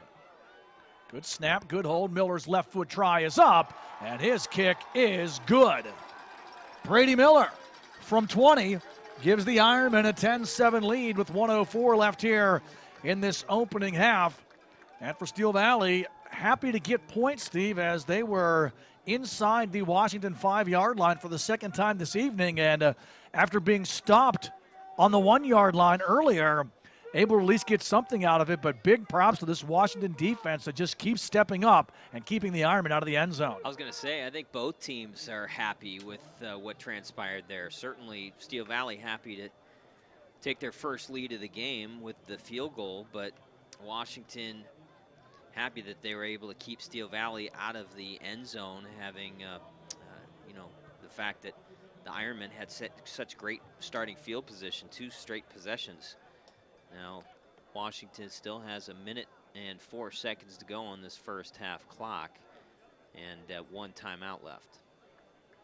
Steel Valley really has had the better of the time of possession through these 2 quarters, but Washington's defense has bent but not broken, but their offense has done them no favor. Steve, multiple pre-snap penalties and 2 turnovers here as well. Steel Valley to kick off. Miller lines it up. No truth to the rumor that his father is the most interesting man in Munhall. Washington will return it right to left. As back for the return is Zamir Robinson and Nick Welsh. Miller hits this one towards the near sideline, going to take a roll and then go out of bounds. So Steel Valley, like Washington did earlier in the game, elect to kick away from the coverage. And they'll take the penalty and allow the Little Prexies to start at their own 35-yard line. 64 seconds left in the opening half. 1 timeout to work with for this Washington offense, which, besides the 99-yard drive, Steve, really hasn't had much to write home about tonight. No, you're right. It's been 1 drive, and that's been about it. Now, the good news for the Little Prexies is they do have still the 1 minute and 4 seconds to go. Good starting field position here, and there's still a lot of time to do something, and they will get the football coming out of the half as well. Empty backfield this time. 3 receivers up top, 2 wides here to the near side. Schwartz out of the shotgun. Going to fire underneath, and nothing happening there as Walker put a hand out to catch it, and as soon as he did, Amante Struthers put his shoulder right into his back. It's been a rough first half for the sophomore Zach Schwartz, 1 of 7 for 33 yards and 2 INTs. Schwartz had a tough go of it last week as well against Cardinal War North Catholic. Washington, the passing game just was not there for them last week. Did a nice job of making up for it with the run, but able to hold on for that win. But again, these quarterbacks have had a tough night on both sides. Schwartz going to fire this one deep. Has a man down there, going up and making the catch inside the 30. It's Robinson inside the 20 and brought down at the 11-yard line. Zamir Robinson goes up and gets it. 54 yards on that pass and catch between Schwartz and Robinson, and now they'll go hurry up. So Washington, a big play there through the air, and Schwartz just going to spike this one to stop the clock and preserve that timeout. Washington's got a couple of big plays, and they've been beneficial. Schwartz with that 60-yard run on their scoring drive of 99 yards, and now that big pass play there, and Robinson, he just went up and got that one for the Little Prexies. Well, that was a nice play by Zamir Robinson. He's not real tall, 6 feet, just a sophomore, but just so athletic in the way he went up to get that football, snatched it out of midair, kind of high-pointed it. Little Prexies in business. 2nd and 10 at the Steel Valley 12. Empty backfield again. Now Welsh will move in, take a little shovel pass, tries to find some room through the Steel Valley line, and he gets about 3, maybe 4 on the play before Kai Johnson makes the stop for the Ironmen. Oh, we mentioned how Zach Schwartz had struggled in the first half. Only 3 completions now after that little one to Nick Welsh, as they will, I believe, take their final timeout. But the first 2 completions that Schwartz had made were huge completions. The 33-yarder when the ball was sitting on their half-yard line to Nick Welsh that got them out to the 34 really kind of was the catalyst for their 99-yard drive. And then that 53-yarder to Zamir Robinson that got the football deep into Steel Valley's territory. So still 40 seconds to go in the first half. Robinson coming up with that big catch, and another pass that was in traffic, but that one was a much better thrown ball by Schwartz, and just a great effort by Robinson to out-jump the coverage, as you mentioned. And Washington now has it 3rd down and 7 at the Steel Valley 9. Little Prexies can get a first down, that is, without having to score a touchdown here, but time not on their side. Schwartz out of the shotgun. 3 receivers up top, single wide low. Schwartz going to fire this one underneath and incomplete. Amante Struthers bringing the boom. Forces that pass incomplete. Yeah, that ball was thrown high by Schwartz. He's got to get that football down, and it could have been complete, but that might have been a little bit of a break for Washington. If that ball is completed, I don't think it was going to be for a first down, and they would have lost a lot of time. So they will actually try to kick a tying field goal here with 36 seconds to go. 26-yard attempt for Lily Christie. Schwartz the holder. Low snap, getting it down. Christie gets the kick up, and it is good. Washington gets the equalizer as Lily Christie from 26 yards ties the game at 10 with 33 seconds left here in this second quarter. So Washington able to move it downfield, but with time not being on their side, able to get 3 and tie this game up. And as you mentioned, the Little Prexies will get the football to start our second half as well. Oh, what a great kick by Lily Christie. From officially 27 yards out. Good snap, good hold. Got a good bit of leg on it. That ball would have been good from every bit of 37, if not 40. So Lily Christie coming through for the Little Prexies. And it was a nice job, too, Steve, by Zach Schwartz to get that ball placed for her to kick, because that wasn't a very good snap, and he was able to field that low snap and set it up, so Christie was able to get a clean kick because Steel Valley was bringing pressure. Yeah, there was players, Ironmen coming from both sides of the defensive formation trying to block that kick. But Good job getting that ball down for Christie, and she was able to knock it through. Washington will kick off. Steel Valley has no timeouts to work with either, so we'll see if the Ironmen take a shot at it when they get back on the offensive, or if they elect to just take the safe approach and end this opening half tied up. Of course, Steel Valley losing Trayvon Adams to injury in the first quarter. That's a big loss on both sides of the ball for Steel Valley. Adams had an interception in the first quarter. Squibbing onside kick, and Steel Valley recovers it. Rico Williams jumping on that ball at the 46-yard line, and I'm not sure about that decision there, Steve, because it's 30 seconds left, and Steel Valley only has to go 54 yards. Yeah, and even though they don't have any timeouts, the clock stops on first downs. And this is a quick strike offense. They can score on you in a heartbeat, so they will get good starting field position. Likely a passing play to Amante Struthers, if I'm betting on what Steel Valley might call here, if they're going to try to take a shot at this. Carfelt out of the shotgun. Hill to his right, two receivers to each side. Carfelt to throw. Washington puts everybody back in coverage, looking downfield. Struthers goes up but can't pull this one down as that one goes through his hands on the near side of the field. And incomplete. Good defense by Washington's Dan Walker to help make sure it fell incomplete. Yeah, that's one that Struthers would love to have back. That ball was thrown right into the breadbasket and couldn't come down with it. Good throw by Carfelt. Would have been a gain of about 24, 25 on the play had Struthers been able to pull that one down on the near sideline. So only 5 seconds tick off the clock for Steel Valley. They have 2nd and 10 at their own 46. And this time it's going to be Struthers coming in out of the Wildcat. Monty Struthers. He's going to just call his own number off to the left side, trying to bounce it outside. Struthers looking for a block. He'll cut back in and get a couple of yards. What will likely be the last play of the opening half. Tackle made by Asbury for Washington. Sorry, it was Andre Jennings on the stop. And our first half will come to an end. 24 minutes of football in the books here at Joe Walton Stadium at Robert Morris. We're tied at 10 after 2. We'll take a break and be back to recap your opening half of action in this Class 2A championship. Steel Valley and Washington 10-10 at the break. You're watching exclusive coverage of the 2017 WPIAL Football Championships here on the new Triblive High School Sports Network. It's the grand opening of Freedom Pizza and Deli, located at 10339 Perry Highway in Wexford. Satisfy your cravings for gourmet pizza, wings, rolls, burgers, calzones, wraps, gyros, hoagies, sandwiches, wedgies, and pasta.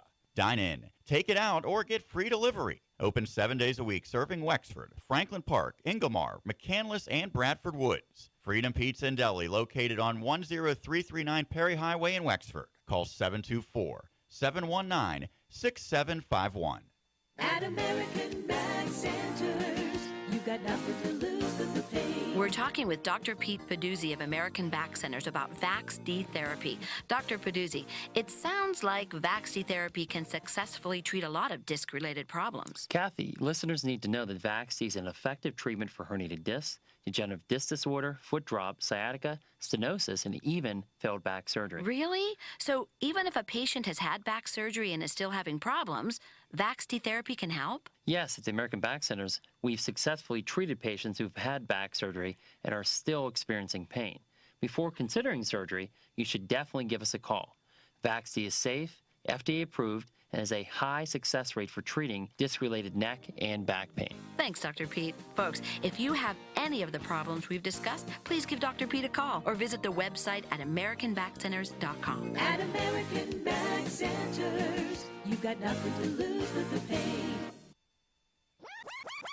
We wrap up football and tip off basketball in December with a couple of special shows here on the Triblive High School Sports Network. On Wednesday, December 6th, we have a special tip-off edition of the Round Ball Report at 5 p.m. with the top 5 individual players, top 5 teams from each classification, and the first edition of the Trib 10 Power Rankings. Then on December 13th at 5 p.m., it's the final edition of This Week in the WPIAL as we announce the Trib 25 Football All-Star Team. Don't miss the start of basketball and the finish of football with special shows Wednesday, December 6th and 13th at 5 p.m. on the Triblive High School Sports Network. The team at UPMC Sports Medicine doesn't just rebuild wrists and knees. They build better athletes. Athletes at every level who want to get stronger and faster and prevent injuries. Fact is, no other sports medicine program in the region is more experienced when it comes to treating, training, and inspiring athletes. UPMC, the official healthcare provider of the Penguins, Steelers, and you. Find out more at upmcsportsmedicine.com.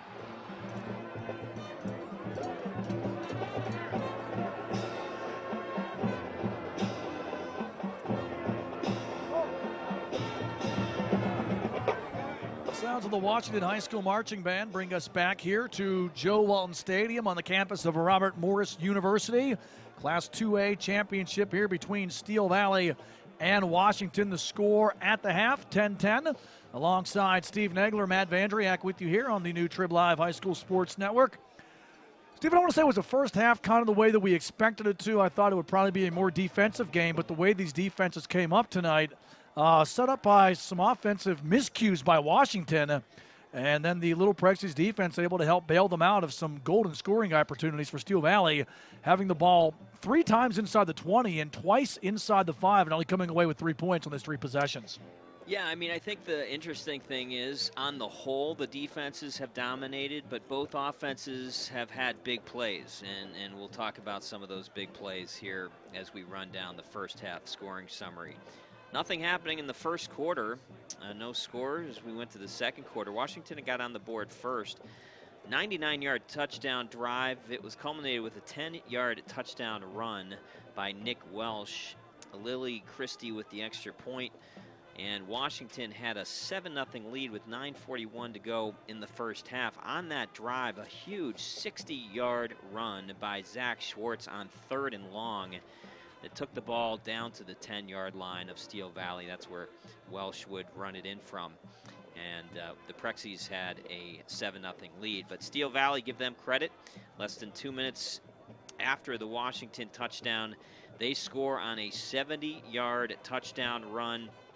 Amonte Struthers on 4th down in punt formation takes the snap and goes off of the left side. All 70 yards, gets a good block down field by Todd Hill, able to break a tackle and go the distance. Brady Miller kicks the extra point. 7:56 to go in the second quarter. We're tied at 7-7. Steel Valley would take over after a short punt later on in the first half and score with 1:04 to go in the half. A 20-yard field goal by Brady Miller, and Steel Valley took their first lead of the evening, 10-7. But give Washington a lot of credit. After the kickoff was booted out of bounds, they took over on their own 35-yard line, and a big play down the football field as Zach Schwartz was able to connect with Jameer Robinson on a 53-yard pass and catch. Ball getting eventually down to the 10-yard line, where Lily Christie was able to knock through the 27-yard field goal with 33 seconds to go in the half. That's our score at halftime, 10-10, Washington and Steel Valley. Ironmen, 8 first downs to just 3 for Washington, and total yardage, 191 total yards for Steel Valley, 143 for Washington. The key of the game, possession time, Steel Valley 16 minutes to only 8 minutes for Washington, and turnovers also a pretty big pretty big scenario, as Steel Valley able to pick off Zach Schwartz a couple times in that first half. Washington's Zach Schwartz, 7 carries for 43 yards. Welsh just 4 carries for 14 yards. Steel Valley led by Struthers with those 4 carries for 72 yards and a touchdown. Cam Williams also 14 carries for 46 yards. Schwartz just 2 of 10 through the air. Actually, it should be 3 of, let me see here. He completed the pass to Nick Welsh. He should be 3 of 10 for 89 yards. And those 2 interceptions. Carfelt, 4 of 9 for 55 yards.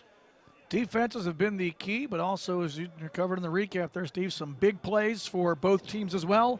10 points aside, nothing decided as Washington will have the ball to start the third quarter. When we come back with that, though, we'll take your championship Saturday halftime show. Don Rebel and Triblive.com's Chris Harlan have this championship edition of the Triblive High School Sports Network halftime show.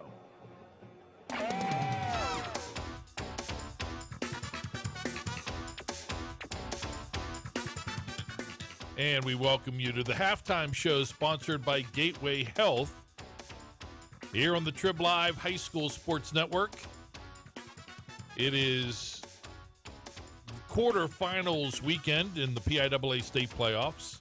Also championship weekend in the 2A and 1A WPIAL championships. Full disclosure now, we are putting this halftime show together prior to Friday's state football playoff game. So we may be talking about some teams that did not survive into Saturday. So please forgive us. Us, meaning me, Don Rebel, and also Chris Harlan of Triblive.com. Good to see you back with us, Christopher. Yeah, back in studio here for Thanksgiving week. That's right, back in the saddle again. All right, let's talk. Last week we did spend some time talking about some of the teams in the quote-unquote western half of these state brackets, even though, especially in the higher classifications, it doesn't necessarily break down that way. But now let's talk about some teams that may end up facing WPIAL opponents once we get to the big house in Hershey. We'll start in Class 6A. Yeah, 6A all year has been about one team from the East. That's been St. Joseph's Prep. A team that's won 25 games in a row, the District 12 champion. They're 11-0 coming into this weekend. And it's a team that, when you talk about Pine Richland, that's the team they'll say straight out they've been looking at all year. I mean, they've been expecting to see them. If they get to Hershey, they expect St. Joseph's Prep to be there. A team that's won the title 3 of the last 4 years. They defeated Central Catholic 42-7 a year ago in the championship. This is also a St. Joseph's Prep team that beat Pine Richland back in 2014. Yeah. So, it's a good team, but if you look at them, last year they were a really talented team. They had a running back in DeAndre Swift who went to Georgia. He's gone, and they're not quite as talented, but they've still got some pretty good recruits. One of them is a guy named Ryan Bryce, a defensive tackle, 6'4" kid going to Army. Really leads that defense this year for St. Joseph's Prep. And if you talk to some of the Hawks, they may be saying that Pine Richland's the team that's been on their radar absolutely all year. How about Class 5A? Again, it's a District 12 team out of the Philadelphia Catholic League, Archbishop Wood. They're 9-2 coming in this week. This is 5A was a class that a lot of people thought Harrisburg might be the favorite, but then they got upset last week in the District 3 playoffs, so that kind of opens it all up now. And maybe Gateway, it could actually be a favorite coming in here. We'll have to see, but Archbishop Wood coming out of the East is a team definitely in the East. They've only lost twice all year. One of those was to St. Joseph's Prep, the 6A team. Their big player is Nasir Peoples. He's a running back committed to Virginia Tech. Already got 1,200 yards, 21 touchdowns. Scored 4 times last week. And this is a Wood team that has won 4 titles since 2011. So they know how to get there and they know how to win. Yeah, we first saw it in basketball, but now we're seeing in recent years in football that District 12 is sort of running the shots. You could say he's a people's person, by the way, but maybe then again not. How about Class 4A? Yeah, again, look to Philadelphia with Imhotep Charter. District 12 team coming out 11-1. They were the runner-up last year to Erie Cathedral Prep. And that's kind of the matchup. Again, 3 years, this could be the 3rd year in a row that we have Imhotep Charter and Erie Prep in the championship. And I think that's what most people, when they look at this bracket, that's kind of what they saw coming in. They've got a guy committed to Penn State in Ishim Young, 5'10", 200-pound running back, defensive back, already has 16 touchdowns, scored twice last week. And they've got being a charter school, they've got a big draw from the Philadelphia area.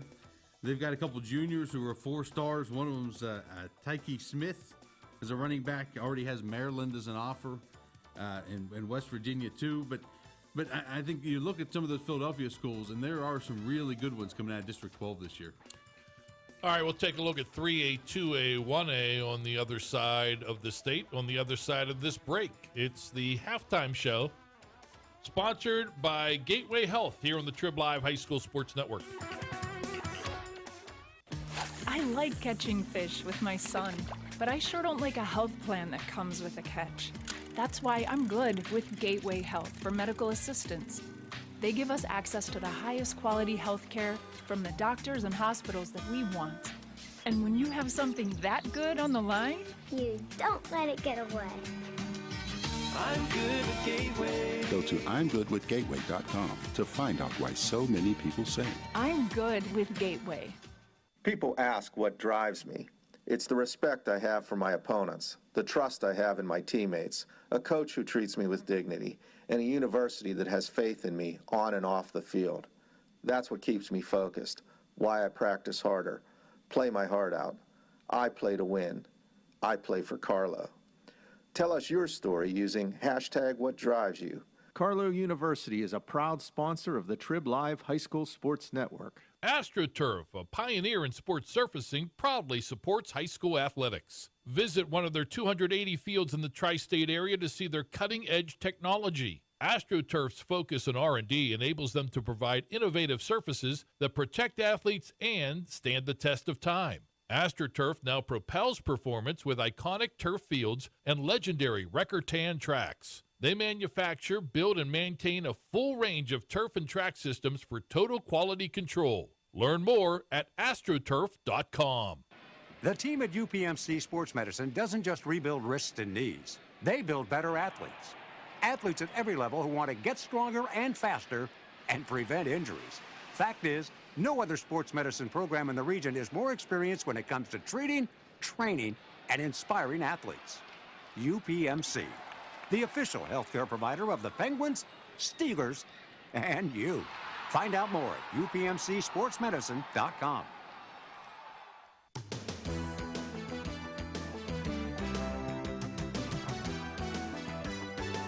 Halftime show sponsored by Gateway Health here on the Triblive High School Sports Network. Don Rebel, Chris Harlan. We're looking on the other side of the pond, well, the other side of the Commonwealth, at some of the teams that may end up facing WPIAL opponents. That's our hope at Hershey Park Stadium in a few weeks. Let's talk about Class 3A. Yeah, I think the favorite coming out of the East was Middletown. District 3 team, District 3 runner-up last year to Beaver Falls in the championship game. So I think you looked at that one, and they were playing Scranton Prep this week. Two undefeated teams going at it. District 2 champ, District 3 champ. I think another team, though, in 3A not to overlook is Conwell Egan, coming out of Philadelphia. They have a running back right now that Rivals lists as the #1 junior in the state, a kid named Patrick Garwo. 5'10", 200-pounder, already has Wisconsin and Syracuse and Maryland. Scored twice last week, so I think that's a team. You look at their record; they're only 6-6 coming out of Philadelphia. But as you look at the undefeated teams, I think that's a team maybe not to overlook either. Deceiving. A lot of times they're playing up in classification. Middletown, the Blue Raiders we saw lose to Beaver Falls in the state finals a year ago. How about 2A? Yeah, there's some familiar names there in Southern Columbia. And Newman Gretty. Newman Gretty we know from basketball. Saints. But they're becoming a football power out there in District 12, too. Both teams came into this week undefeated. Newman Gretty had a running back, Letty Brown, 6'1", 190-pound West Virginia commit, who had 3 touchdowns last week. They've got a big line. They've got a lineman committed to Oregon who's 6'7", 340 pounds. And Southern Columbia is a team that people know because they were the runner-up to Steel Valley last year. And I think as a District 4 champion, they had a stretch where they dominated single A, and now they're trying to make their mark in double A. And Ligonier Valley, the District 6 champion, they're coming out of the East in Class 2A. They have a game against Dunmore.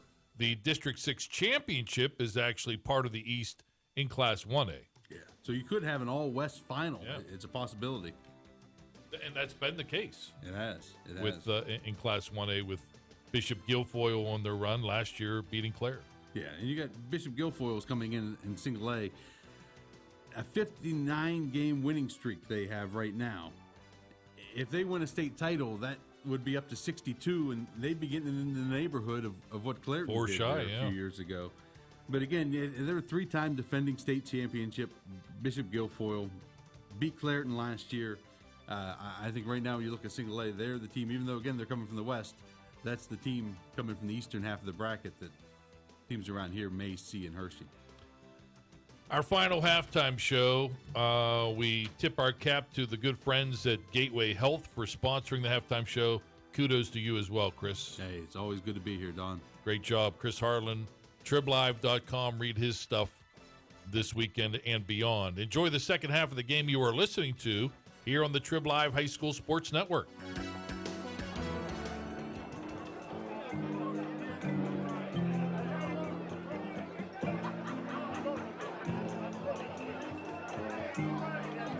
And the Steel Valley High School Marching Band brings us back to Joe Walton Stadium here at Robert Morris University at the half of this Class 2A championship.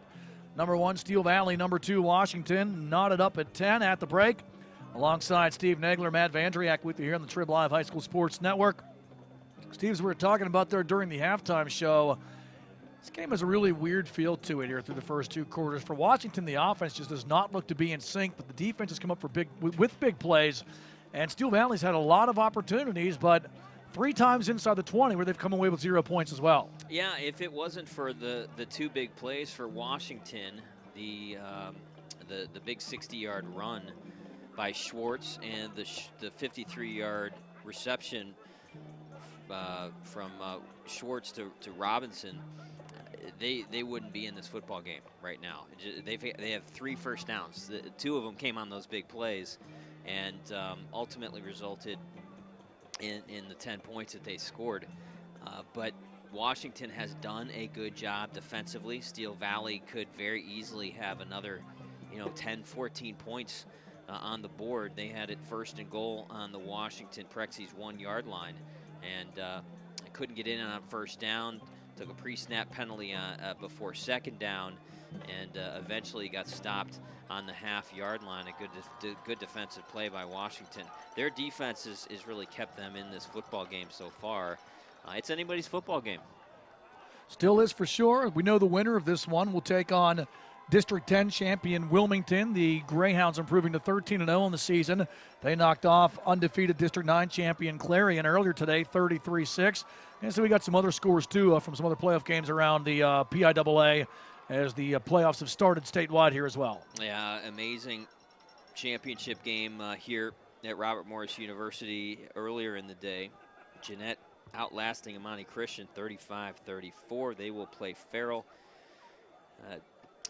Gateway, WPIAL defeats Hollidaysburg 49-30. They play Manheim Central next week. And in 6A, Pine Richland just keeps motoring on along, 49-21 over State College. They'll play the winner of Cumberland Valley and Manheim Township next week. That's what's going on around the state. And that earlier game, Jeanette and Imani Christian, 69 combined points, kind of what you would expect in that game. 2 really good offenses that combined for 90 when they played in the regular season. And 2 really good defenses here, and I kind of felt this would be the lower scoring of the 2 games.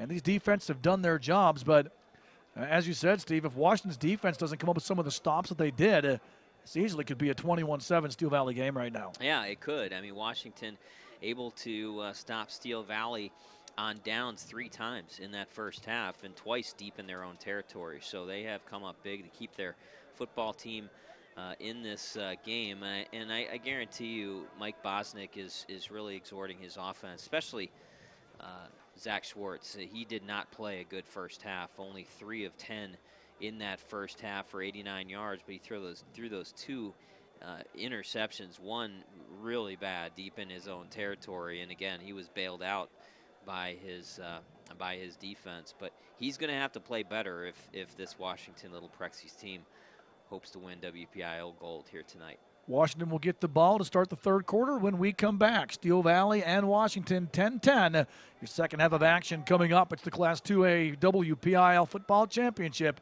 here on the Triblive High School Sports Network. AstroTurf, a pioneer in sports surfacing, proudly supports high school athletics. Visit one of their 280 fields in the tri-state area to see their cutting-edge technology. AstroTurf's focus on R&D enables them to provide innovative surfaces that protect athletes and stand the test of time. AstroTurf now propels performance with iconic turf fields and legendary Record Tan tracks. They manufacture, build, and maintain a full range of turf and track systems for total quality control. Learn more at astroturf.com. There's a new fear, not of better options, of rising loan rates. It's real. Rates have gone up, and Dollar Bank still has one of the lowest around. With a rate as low as 3.29% APR with only $50,000 borrowed, fixed for 7 years, there's nothing to fear. You can renovate the kitchen or update a bathroom or two. So lock in your rate now before they, well, I don't want to say it out loud.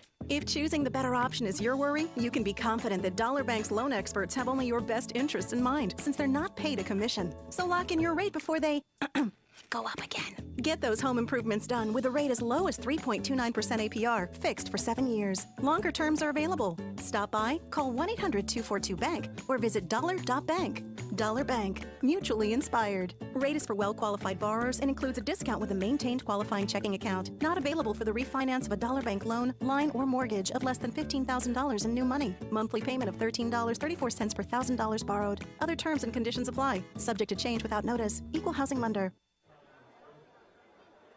Back here at Joe Walton Stadium and Robert Morris, second half getting underway of this Class 2A football championship. Top-seeded Steel Valley, number 2-seeded Washington. 10-10 after 2 alongside Steve Nagler, Matt Vandriak with you here on the Triblive High School Sports Network.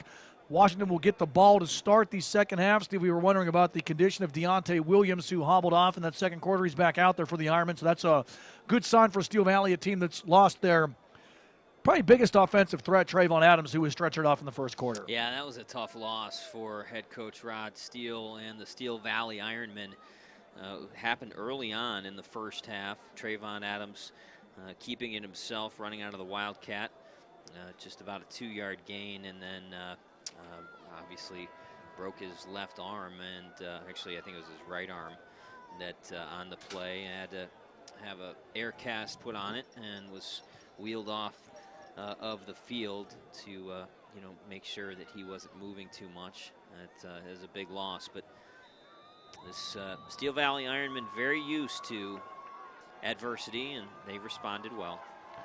Ironmen kicking off left to right. Brady Miller hitting a line drive kick, bouncing, and then booted near the 30-yard line. Ball still loose, and Washington able to come away with it. Another line drive kick that the Little Prexies have a hard time with.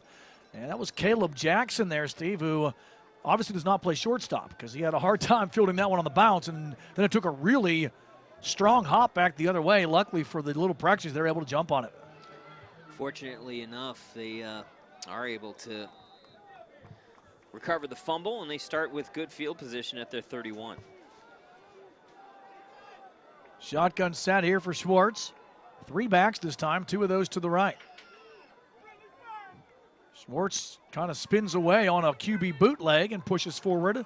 Gets maybe a yard on the play. As the Ironmen able to make the stop. Chuba in there on the tackle, as well as Cam Williams. Washington has to really clean up the offensive side of the football and pre-snap penalties. They have put themselves behind the sticks a lot here in the first half, and can't do that against a good defense like Steel Valley.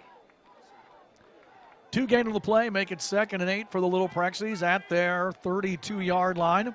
They go with this bunch set again, 3 backs in front of Schwartz. Single receiver up to the top is Schoonmaker. And this is a direct snap to Williams, who comes, Welsh with the reverse, and Steel Valley reads it easier than a Dr. Seuss book. Into the backfield's Deontay Williams to blow it up, and Schoonmaker a little shaken up after that reverse as well. And nobody fooled on the Steel Valley Ironman side of the football. It was Nick Welsh stepping in to take that snap, and then almost like an inside reverse, a little scissors play where he gave it to Schoonmaker, and Schoonmaker was dragged down for a 2-yard loss. 3rd and 11 now for the Little Prexies at their own 30-yard line. 3 backs set again. Schwartz out of the shotgun.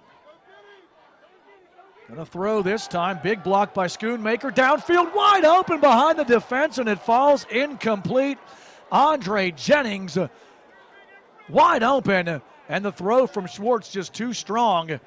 And I didn't see who the Steel Valley defender was. I think it was Deontay Williams, but Schoonmaker might pour some syrup on him. He pancaked him on that block, too. Well, that was the second time tonight the sophomore quarterback, Zach Schwartz, just absolutely missed a wide-open receiver. In the first half, it was Caleb Jackson. That time out outthrowing Andre Jennings by a good 5 yards. Jennings, nobody in that defensive secondary. Check Jennings coming off the line of scrimmage. Schoonmaker to kick this one away on 4th and 11. He awaits the snap at his 19-yard line. Monte Struthers for the Ironmen awaiting the return at the 40. Schoonmaker gets a good kickoff this time. Takes a great Washington bounce inside the 25 and out at the 24-yard line. So Schoonmaker atoning for the previous punt, Steve, that only netted a small return, this time pinning Steel Valley in their own end. Yeah, 46 yards on that punt by Schoonmaker, doing a good job of flipping field position. I think the Ironmen thought that they were going to get really good field position. Not so much, as the ball will be placed at their 24-yard line. Steel Valley's defense forcing Washington to go 3 and out. We'll see what the Little Prexies come up with here as the Ironmen take to the offensive for the first time here in this third quarter. Washington only had the ball for 1 minute and 34 seconds. Time of possession tilted heavily tonight in favor of the Ironmen. They start this drive at their own 24-yard line. Carfelt out of the gun. Hill the lead back. Cam Williams deep in the backfield. Single wides out to each side. Here comes Williams to the left. Finds a little bit of running room and gets across the 30. Out to the 31-yard line. Solid gain of 5 on the play before John Griffin can make the stop with Anthony Rivera as well for Washington. No, pretty good first half for Cam Williams. Not an easy team to run against, the Washington Prexies. He had 14 carries, 49 yards, and a great start on first down, getting 6 right up the middle. 2nd and 4 for the Ironmen at their own 30-yard line. Hill the blocking back to the left. Deep back again, Williams. Carfelt out of the gun. Williams to the left this time. Finds a hole, spins forward, and has a Steel Valley first down out to the 39-yard line. Good lead block on the play again by Todd Hill before finally being brought down on the play by the combination of Schoonmaker and Isaiah Walton for the Little Prexies. Yeah, Steel Valley Ironmen would love to be able to keep the ball on the ground against this Washington Prexies defense. That time, good blocking at the point of attack by Deontay Williams and Derek Chafin to give to Spring Williams. 1st and 10 from the 39. Same set for the Ironmen. Carfelt out of the gun, wants to throw this time. Going to chuck it down the far side of the field, and it's through the hands of the intended target there, looking for Sean Meadows. Well defended, though, by Washington as well. Yeah, Jameer Robinson jumped and I think kind of distracted Sean Meadows. That ball ended up in the hands of Meadows, but I think he was lost focus when Jameer Robinson went up for that football. Good defense for the Little Prexies there as Steel Valley tried to hit that big pass play. Came through with a 71-yard connection from Carfelt to Struthers in last week's win over Riverside. Unable to get that big pass play going here tonight. 2nd and 10 from the 39. And here comes the handoff to Williams off the right side behind Hill. And he pushes out to the 44-yard line. Gain of about 4 on the play. Tackle made by Chance Hightower for Washington. Big play for the Steel Valley Ironmen here. 3rd down and 6 from their own 43-yard line. Valley trying to keep this drive going here. It's been a healthy dose of Cam Williams so far. We'll see what the Ironmen dial up here on 3rd and 6 from their 43. Gonna empty the backfield out this time. Carfelt out of the gun, 2 tight ends, and now 2 receivers moving. And Carfelt fakes the handoff, and he is drilled in the backfield by the Little Prexies defense. Swallowed up on a play that looked to be doomed from the get-go. And Washington all over it there. Antonio Meredith and Ian Smith punish Carfelt. Well, Carfelt is, I can't believe he got up because he got drilled by, as you mentioned, 2 Washington Little Prexies.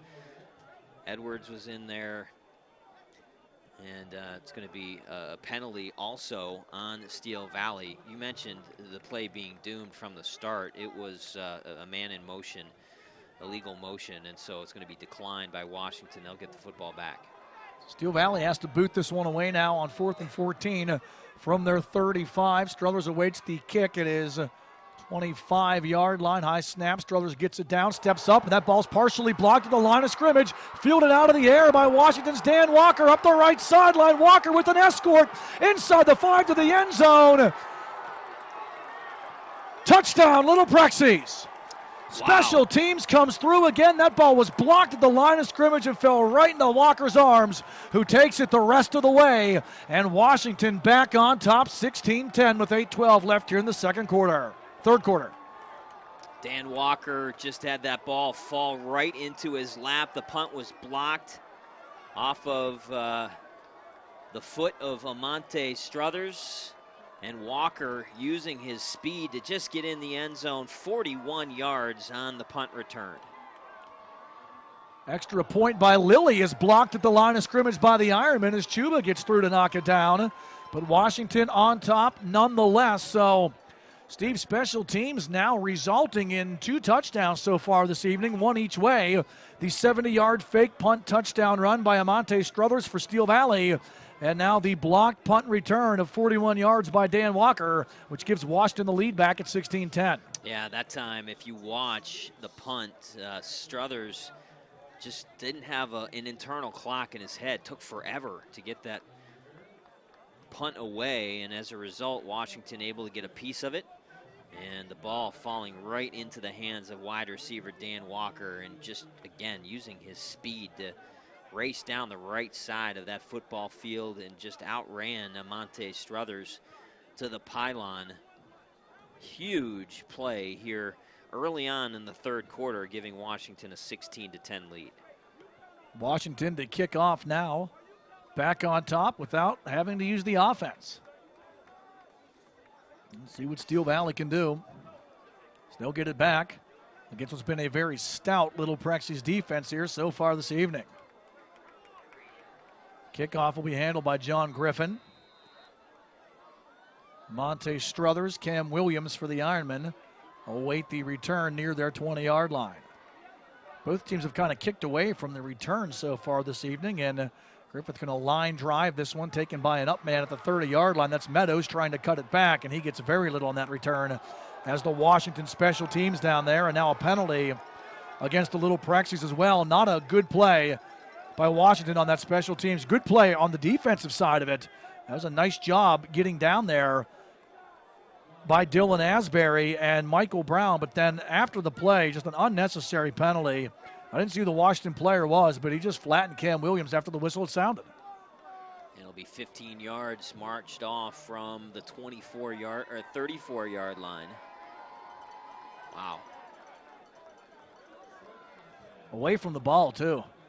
Yeah, I think that was, it's hard to say.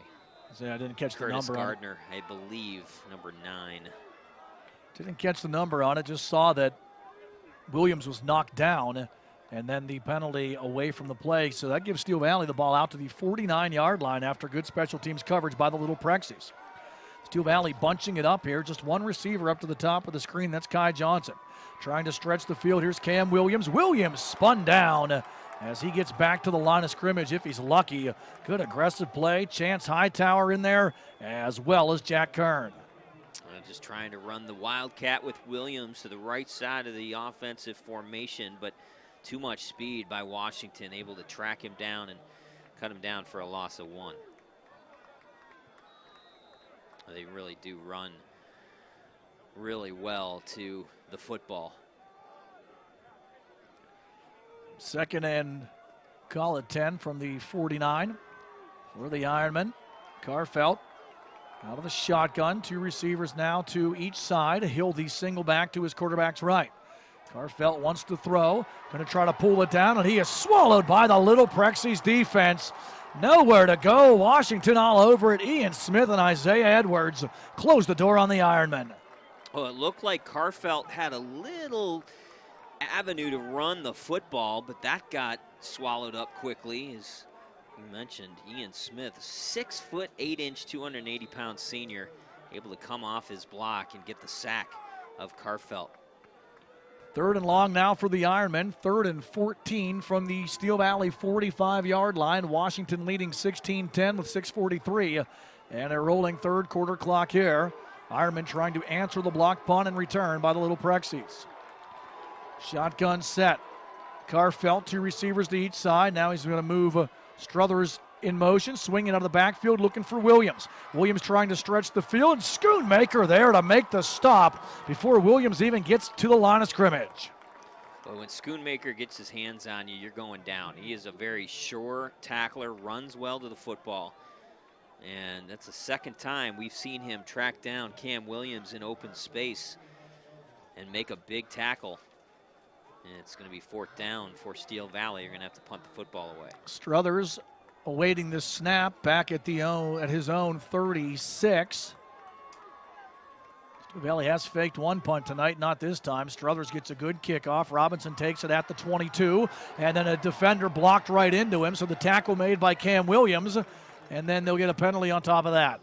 Yeah, the ball will be marked off from the 23-yard line. So starting field position won't be good for the Washington Little Prexies, but they will get the football back up 16-10 with their their defense just continuing to look very dominant against the Steel Valley Ironmen offense. Tonight's game brought to you by Gourmet Woodwork in Monroeville. Craftsmanship truly driven by your ideas. Custom furniture and cabinets, all kinds of remodeling. Call Gourmet Woodwork in Monroeville at 412-715-3984. Check them out online as well at gourmetwoodwork.com. Now it's going to be incumbent upon Steel Valley's defense to get this Washington Prexies offense off of the football field. If they can get a 3-and-out here, it's going to put their offense in great field position for their next drive. Washington will start at their 11-yard line after the penalty. Bunch set again with Schwartz out of the shotgun, and he's going to try the right side. Steel Valley there quickly to make the stop. That was actually another direct snap. I think that went to Andre Jennings. Yep. And he gets a gain of 3 out to the 14. So Washington's completely changed their offensive formation coming out here in the second half, and just trying to line it up with multiple backs in full Steel Valley with a little bit of offensive misdirection. Here they come out of that same set again. Schwartz out of the gun. Direct snap. This is going to be Welsh trying to find room. He eludes the first tackle, gets across the 20, across the 25. He's actually out of bounds at the 28-yard line as Chuba got enough of him. But a good play again by Washington, and Nick Welsh comes up with a good run. That time they faked the inside reverse as he faked to give it to Schoonmaker, and then Welsh took off to the left sideline, able to get 16 yards and a 1st down.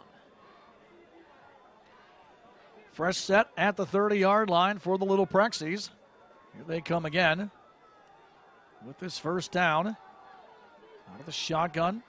Schwartz, again, multiple backs in the backfield, just one receiver out to the right. Schwartz going to call his own number this time, and he fights forward for maybe 2 yards. Ball pops loose. I don't think he was down either. He was laying on a Steel Valley defender. And able to recover his own fumble is Schwartz. As in there for the Ironmen was both Todd Hill and Kai Johnson. They are very fortunate to get the football back. 2nd and 8 for Washington from their own 32-yard line, and Washington trying to extend this drive and actually use a little bit of clock up. They've taken the lead here in this 3rd quarter on a block punt and subsequent 41-yard return by Dan Walker. Schwartz out of the gun, 3 backs joining him in the backfield, single wide up top. Schwartz with that misdirection handoff coming back here to the near side. That's Schoonmaker. Blocker in front of him. Schoonmaker down the near sideline. 1 man left to beat. Schoonmaker cuts it back at the 20. He's going the distance. Touchdown, Little Prexies. Isaiah Schoonmaker from 68. And Washington has double-digit lead now at 22-10. Big play for the Little Prexies and Isaiah Schoonmaker. A lot of misdirection here starting the second half. They did it last week, and they're doing it to perfection now. They are really crossing up the Steel Valley Ironmen defensively. Schoonmaker untouched over the left side after he fakes the ball, the inside handoff, gets a block down the football field. A really good block by Michael Brown, and able to get into the end zone on that 68-yard touchdown run. See if Washington elects to kick the PAT or go for two here. They have the extra point blocked. Little Prexies is going to take a timeout to talk it over. Take a break as well. 4:11 here left in the third quarter, and Washington has struck twice to extend their lead to 12. It's a Little Prexies 22 and Steel Valley 10. You're watching 2017 WPIAL High School Football Championship coverage here on the Triblive High School Sports Network. The new Triblive High School Sports Network is the place to go every day this fall. On Mondays, we have the latest top 10 football rankings. Also on Monday, we check in on the former district stars now making the grade in college with WPIAL alum Q&A. Tuesday is a look back at the biggest and best plays from the previous Scholastic football weekend with the plays of the week. We go big game hunting on Wednesday with a preview of the top WPIAL football contests. I'll look into my crystal ball on Thursday with the wildly popular Chicks Picks. A complete rundown of all the games comes your way on Friday, plus plenty of broadcasts to choose from on Friday nights. On Saturday, we'll take a look at the top performances with Friday night highlights. Then on Sunday, a look back at the previous day's high school standouts with Saturday's Scholastic Stars. Back here at RMU, and Washington going for two here after extending their lead to 22-10. And another misdirection call. And it's going to be a forward pass here for the Little Prexies, and they get the deuce as Schoonmaker, who scored the touchdown, shovels that one forward. And Washington, I think it was Schwartz on the reception, gets the two, and the Little Prexies make it a two-score game, 24-10. Yeah, handoff to Nick Welsh. He went to the right side of the formation. He pitched it back to Schoonmaker, who has done it all for this Washington Prexies team. And Schoonmaker throws it left-handed over to Zach Schwartz, the quarterback, who makes a move around the defender and into the end zone for the two-point conversion. Big, big play by Washington. They go up 14. Steve, we saw one long Pennsylvania high school football winning streak ended earlier when Bishop Guilfoyle fell today. Steel Valley right now has the longest winning streak in Western Pennsylvania, but not looking good right now, down 24-10 with 4:11 left in this third quarter. Ironmen's last loss coming on November 20th of 2015 in the AA semifinals against South Fayette. Of course, we mentioned in the pregame, besides South Fayette, who beat Steel Valley twice in 2015, the last WPIAL team, besides the Lions to beat the Ironmen, are these Washington Little Prexies in the 2014 AA opening round of the playoffs. Line drive kick. Taken at the 29-yard line by Chuba, trying to stretch the field, gets away from the first man, and he's going to be brought down for no gain on the return. Good special teams play by Jameer Robinson for the Little Prexies. Now the Steel Valley Ironman offense have to get things on track here because has not gone well so far here in the second half for Steel Valley. Down 2 scores now, and going against maybe the best WPIAL defense left in Washington. They have been outstanding here so far. The Ironmen, of course, losing their biggest offensive threat in Trayvon Adams in the first quarter. Let's see what Steel Valley can come up with here. I want to try to get that vertical passing game working, but just have been unable to hit on a big play. Carfelt out of the gun, single back, 4 receivers, 3 of those here to the right side of the field. Hill shifts towards the line. Carfelt going to hand off to Cam Williams. Williams trying to find room, and Schoonmaker just blows the play up. Ran through the would-be blocker and then drops Williams for the loss. Schoonmaker making his own highlight film just of tonight. Amazing.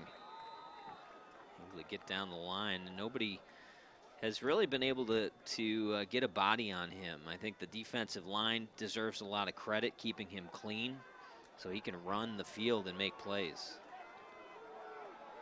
Schoonmaker has been a machine on the defensive side of the ball for Washington here tonight. Carfelt out of the shotgun. Wants to throw, looking downfield for Struthers in double coverage, and the throw way too far anyhow, out of bounds. Both Jameer Robinson and Dan Walker in coverage for the Little Prexies. Now another chance for a third down conversion for Steel Valley, 3rd and long. And to figure out a way of keeping the chains moving. They cannot punt the football back right now to Washington. Steel Valley needs to get a little bit of momentum here somehow, as Washington is taking control of this football game in the third quarter. Blocked punt, put them ahead 16-10, and then the big offensive drive and the Schoonmaker touchdown. Only 2 of 9 on third down conversions so far for the Ironmen. 3rd and 9 from the 30. Williams shifts out, and too many pieces moving for the Ironmen, going to cost them 5. So it was a 3rd and 9, is going to be now 3rd and 14. And the Little Prexies will be able to pin their ears back and really come after the Steel Valley quarterback, Zach Cartfelt. It was a big third quarter here for Washington. I should say Trey Cartfelt. My fault.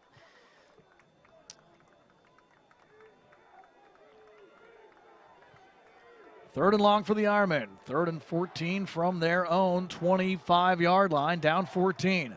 Carfelt out of the gun. High snap. He's going to hand it off here to Cam Williams, and Williams gets out to about the 30. So he'll get 5, maybe 6 back on the play. But Steel Valley unable to convert as Washington's Jack Kern makes the tackle. That's called living to play another day. I think that Steel Valley just didn't want to put Carfelt in a spot where he could make a big mistake, and they will punt the ball back, and still a lot of football left to play. Almost 15 minutes to go in this football game. So here come the Ironmen. Punting this one away is Ray Chuba this time, and he kicks it to the far side of the field, takes a healthy Steel Valley roll, and scooped up by a Washington return man, dancing around at the 35-yard line, and still trying to find room. Schoonmaker, and he ends up getting a little something out of it. Dangerous decision by Schoonmaker, but able to produce positive yards, although I'm sure that Mike Bosnick's telling him just let that ball die. Yeah, that's what I was just thinking. I understand when you're having the game that Isaiah Schoonmaker is having, and just as talented as he is, he's thinking, anytime I touch the football, I got a chance to take it to the house. But when you're up 24-10 late in the third quarter, really the only way you're going to get Steel Valley back into this football game is if you commit a turnover, and he almost did there. From the 39, Washington starts this drive. Schwartz out of the shotgun, and he will not take the snap. It will go to Welsh, trying to bring it here to the near side of the field. Gets a block. Welsh across midfield into Steel Valley territory before Struthers runs him out at the 45, and this Washington offensive set, Steve, is giving Steel Valley all kind of fits. Yeah, Steel Valley doesn't have an answer for this formation so far. It has been a lot of success for Washington here in the second half. Give Nick Welsh 15 yards on that first down carry.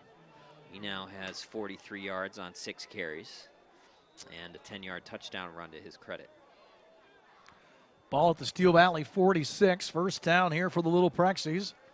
And they keep it in that same set. Schwartz out of the gun, lead back, and also Schoonmaker to the top. Welsh to the left, faking the handoff, and now firing downfield. Wide open and incomplete through the hands of Andre Jennings. And that is twice that Jennings has got behind the Ironman defense. The first time, Schwartz's throw was too long. That time, Jennings just couldn't quite pull it in. Well, the first 2 times Schwartz missed the receivers, it was on Schwartz. It's not on Schwartz that time. Jennings, for some reason, stopped his feet. I mean, he just stopped running. He ran it right, it's kind of out of the backfield, and just was wide open in the defensive secondary, and he just kind of flipped his feet around. If he would have kept running, it would have been an easy touchdown. 2nd and 10 from the 46 for the Little Prexies.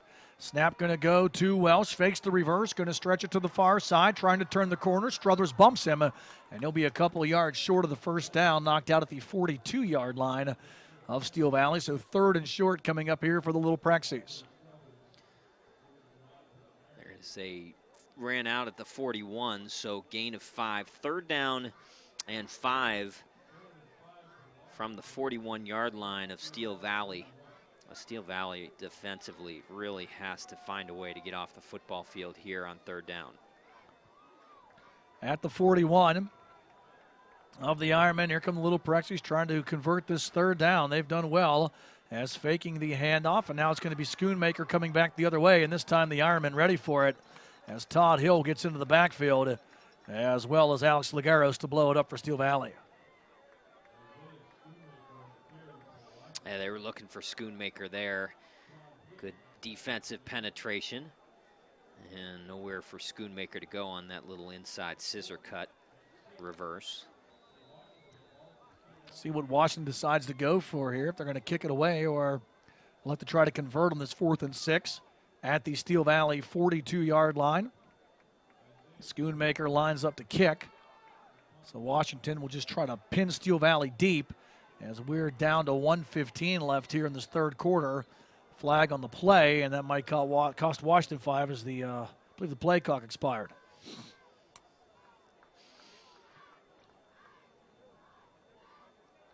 Actually, a false start against the Little Prexies will cost them 5, so it'll push it back to the 47 for this punt by Isaiah Schoonmaker. Well, the Ironmen did what they had to do, getting a third down stop, and they will get the football back late here in the third quarter, down 14. Schoonmaker awaiting the snap back at his own 45, steps up, skying this punt here to the near sideline. Struthers watches it bounce, and it takes a good Washington bounce down to the 16-yard line. So if he's not getting it done on offense with a big play or a tackle on defense, Schoonmaker's getting it done on special teams. Another good kick there for the Little Prexies. He has truly done it all for Washington here tonight. Offense, defense, special teams. He's a fun guy to watch.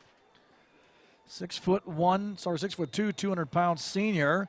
Schoonmaker committing to Miami of Ohio.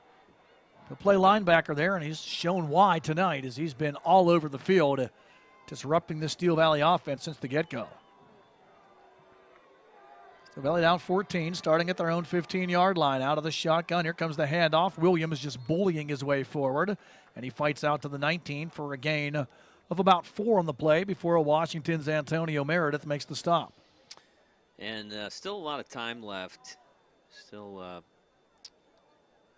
12-plus minutes. So even though Steel Valley down 2 scores, they don't have to revert to throwing on every play. Still can utilize Cam Williams. Gains 5 out to the 20. Carfeld out of the gun.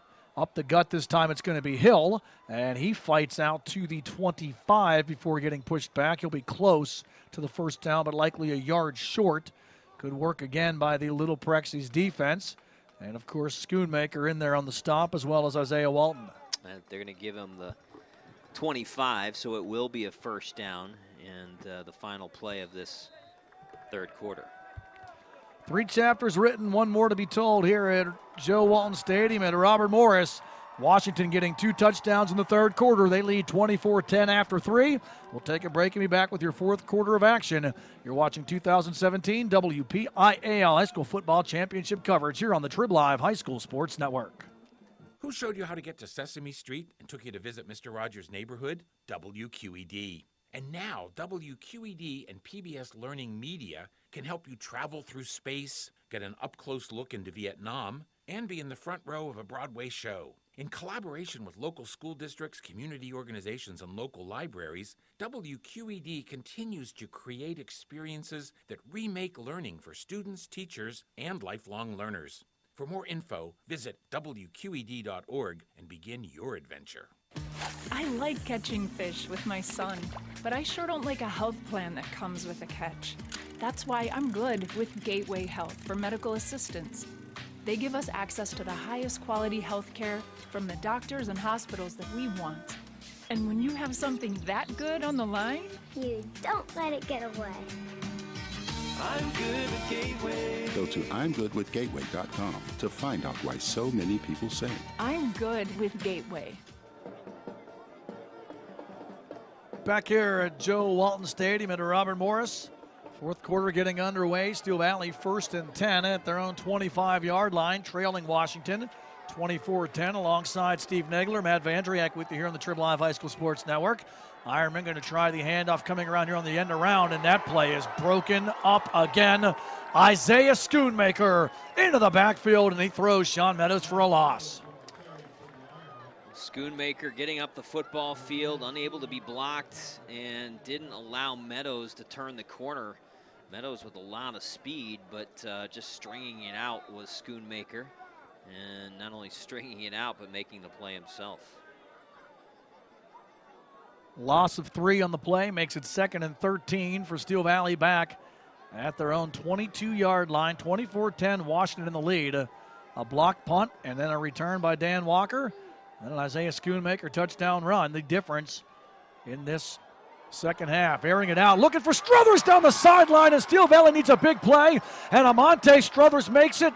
Even the linesman can't stop him. Struthers drops him on the sideline, too. He makes the catch all the way to the 45-yard line of Washington, where Dan Walker runs him out of bounds, and the official taken down as well. 32 yards on that pass and catch from Carfelt to Struthers. They have looked for Struthers on that fly pattern down the football field several times tonight. They've completed a couple of them. Now it's a big one that changes field position nicely for Steel Valley. All the way to the Washington 46-yard line. Steel Valley with the ball. Carfelt out of the shotgun. Hill the lead back. Williams the deep back. Carfelt wants to throw again. Going to swing it out of the backfield to Cam Williams. Williams makes the catch, lowers his shoulder, and fights hard to the 45-yard line. Big collision there with Curtis Gardner. But a strong reception and gain by Cam Williams. Oh, when Cam Williams runs downhill, you better look out, because he's not gonna shirk any kind of contact, that's for sure. Good form, though, by Gardner at 5'9" to get low on his man and make that tackle, because as you said, Williams was bringing it on that play one way or the other. Got 10 yards on that first down completion, so another fresh set of downs for the Ironmen. Carfelt out of the shotgun, 3 receiver set, 2 to the right, single wide to the left is Struthers. Pump fake, now going to chuck it down the middle of the field, and it's picked off at the 9-yard line. Going up and getting it for the Little Prexies. I believe was Gardner.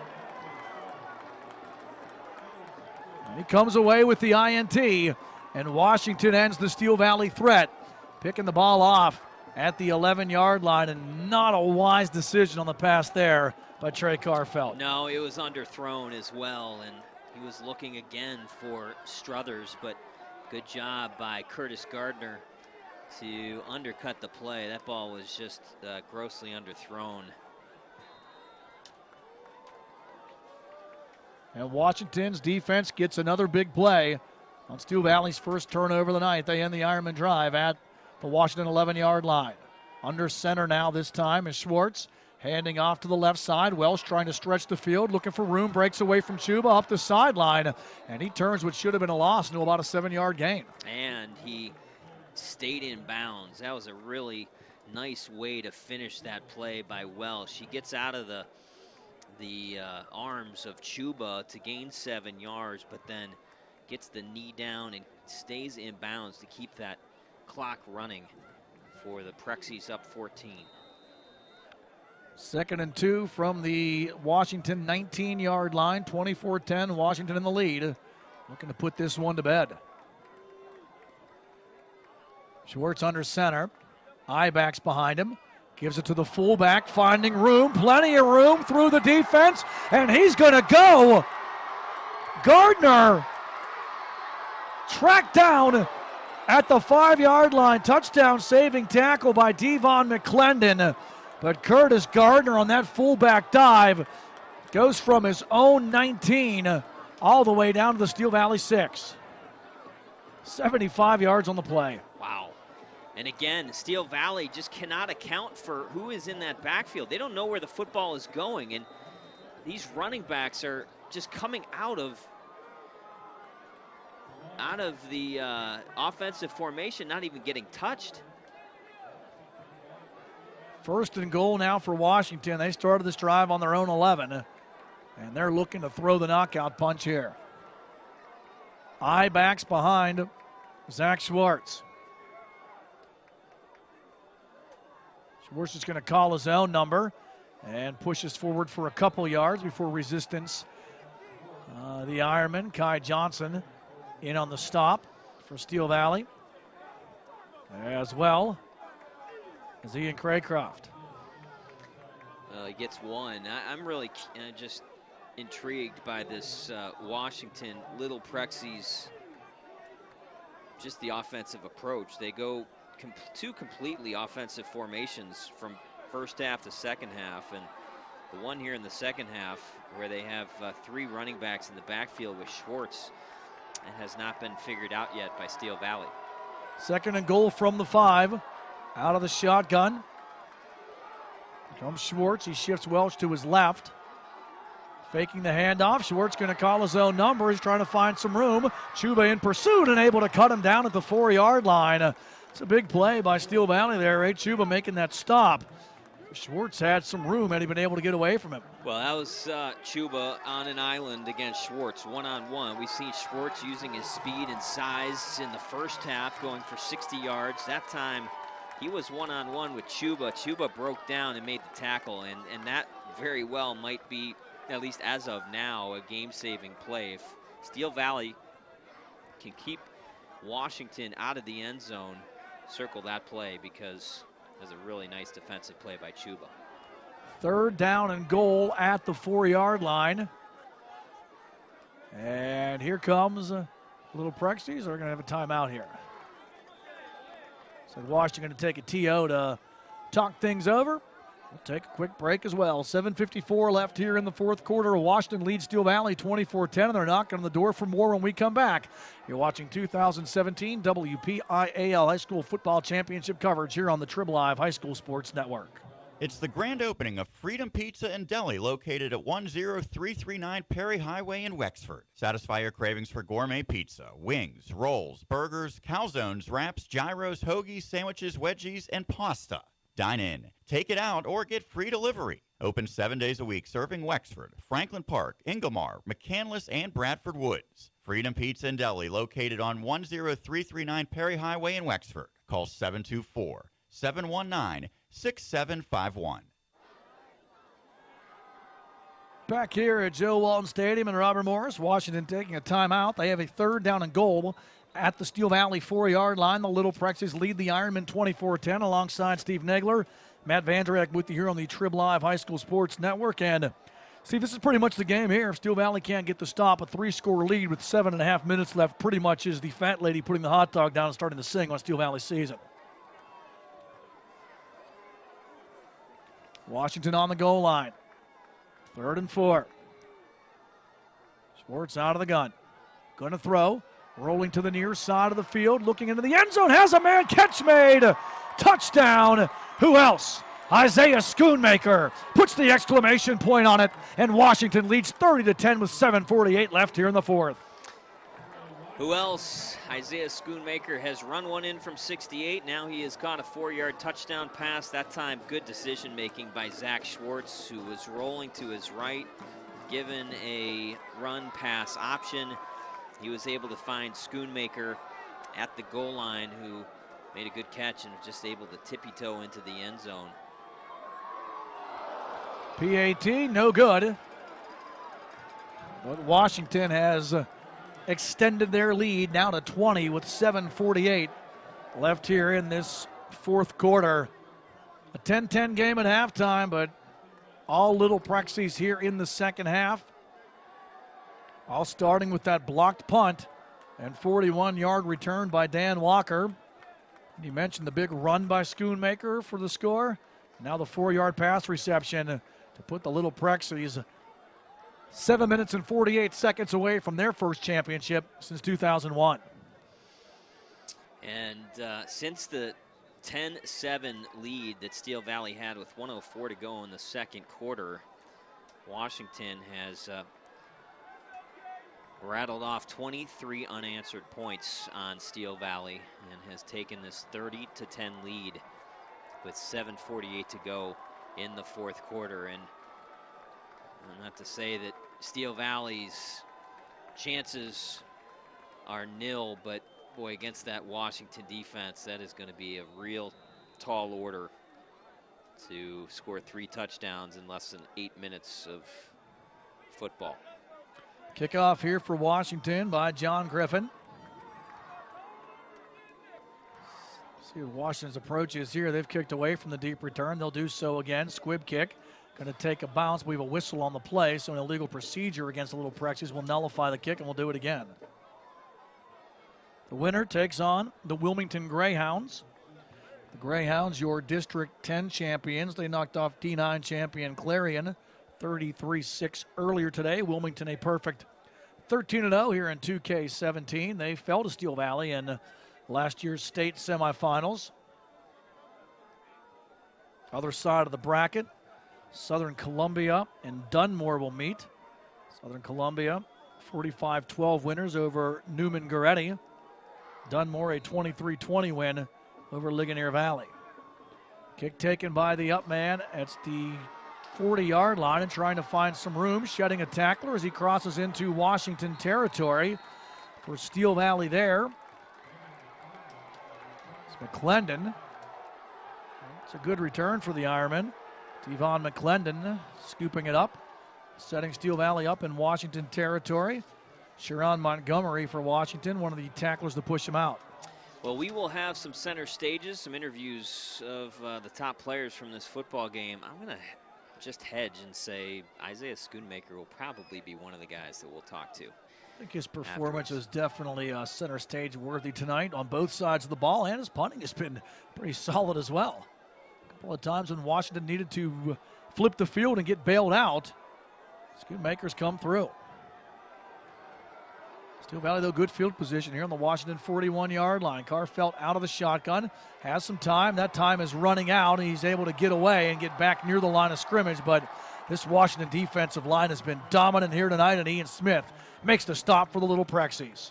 Ian Smith has been in the offensive backfield of Steel Valley all night long. He has really disrupted this Ironman offense, that time coming in from his defensive line position. 6'8" tall. He's tough to block. 2nd and 10, low snap. Carfelt puts it on the turf, and he's able to land on top of it. As Washington was looking for the recovery, and again, that was Smith who almost found that football for the Little Prexies. Things just not going well for Steel Valley. They start with great offensive field position after a good return by McClendon, but haven't been able to do anything with it as of yet. And now find themselves in a 3rd and behind the change situations. They need 13 for a first down. Steel Valley needs points on this drive if they're going to have any hopes of hanging around in this one. 6.5 left, trailing 30-10. Carfelt out of the gun, 4 receivers, 2 to each side. Carfelt steps up, fires, and it's behind Struthers, who was open at the 30. Well, Struthers was just running a simple down and out pattern. Would have been good enough for the first down, but that ball was thrown behind him as he reached back, tried to haul it in with one hand, but couldn't. 4th and 13 for the Ironmen. Assume they'll go for it here. One last-ditch effort. Down by 20. Big second half for Washington. Not been a great night for Trey Carfelt. 7 of 16 for 99 yards and a big interception here in the second half. Last gasp for the Ironmen here on 4th and 13 from the 44. Carfelt out of the shotgun.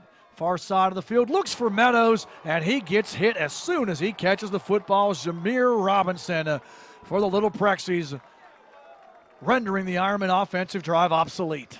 Yeah, I'm not sure about that play call there. You need 13 yards. I guess the thought process is get the ball into the hands of Sean Meadows, allow him to make a play, maybe break a tackle, but well short of the first down. And again, good tackling by Washington. Just a great play by Jameer Robinson to make that tackle in open field. Washington gets the ball back now at their own 39-yard line. Schwartz under center. I-backs behind him, single wides to each side for Washington.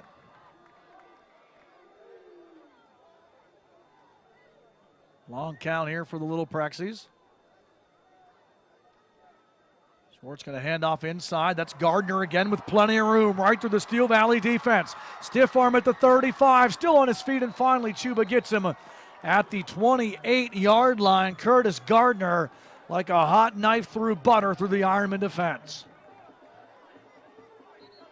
34 yards on that run by Gardner. He has 109 yards on 2 carries. That quick hitter to Gardner is, and he is still down. Yeah, Steve, when he got tackled, his right leg kind of bent back behind him, and he's favoring that. Yeah, it looked like what he was trying to do is kind of get out of bounds, and yeah, I think it might have been actually the left leg as he was trying to stay in bounds, and as he went to slide, one of the Steel Valley Ironman defenders kind of landed on him. And it was Chuba who was making the tackle, and that ends up with Gardner shaking up the senior fullback, who's, as you just mentioned, had a very big second half here for the Little Prexies, a couple of big runs, and also that big interception on the defensive side of the ball. Yeah, 2 carries, 109 yards for Gardner. And they're looking at his shoulder, actually.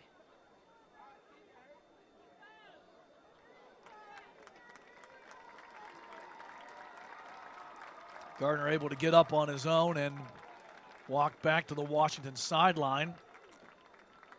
Hate to see somebody, if you're Washington, get hurt at this point of the game, because pretty much on the cusp of putting it away, and it's a really good Wilmington team waiting for the winner of this one, Steve. You're going to need all guns on both offense and defense, and Gardner a big gun on both sides of the ball. Yeah, the report is his shoulder popped out again. James Dotson on the field for us, letting us know he's been dealing with a dislocated shoulder, and will make the long walk to the far sidelines, but nice big gain again on first down, 34 yards. Just no answer in this second half defensively for Steel Valley against this Washington offense. Fresh set of downs at the Steel Valley 27. High back set behind Swartz. Single receivers to each side. Welsh is the deep back. He'll get the call. Bouncing it off the left side, and it's Todd Hill coming up with a big tackle there for the Ironmen. No quitting Todd Hill, the junior linebacker. Makes a good stop there on Nick Welsh. Boy, he might have saved a touchdown there. There wasn't a whole lot of defensive help behind Todd Hill. Very sure tackler. I think Nick Welsh was looking at the pay dirt as he was trying to break through the tackle of Hill. Just one gain of the play makes it 2nd and 9 for Washington at the Steel Valley 26. I back set again. Welsh remains the deep back. Schwartz under center. Single wides to each side. Schoonmaker near. Robinson on the far side. Here comes Welsh to the left side. Tries to find room. Cuts it inside and gets to the 20-yard line before Kai Johnson tracks him down. Make it 3rd down and about 3 for the Little Prexies. That's 10 carries, 62 yards for Nick Welsh. He's also got a touchdown.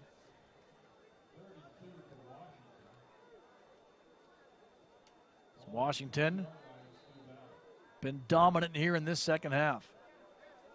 Said at halftime, Steve, we didn't have a really good feel on this game. Both defenses played really well through the first 2 quarters. Steel Valley had a couple of golden opportunities, but they came away without any points.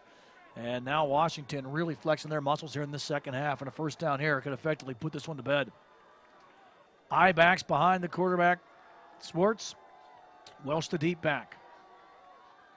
He'll get the call, trying the right side, runs into Carfelt, bounces it back, pushes forward, and that second effort may give him the first down. I think he's going to be a little bit short, but it's going to bring up a 4th and probably less than a yard for Washington, and certainly you're going to keep your offense on the football field to go for it here on 4th and short.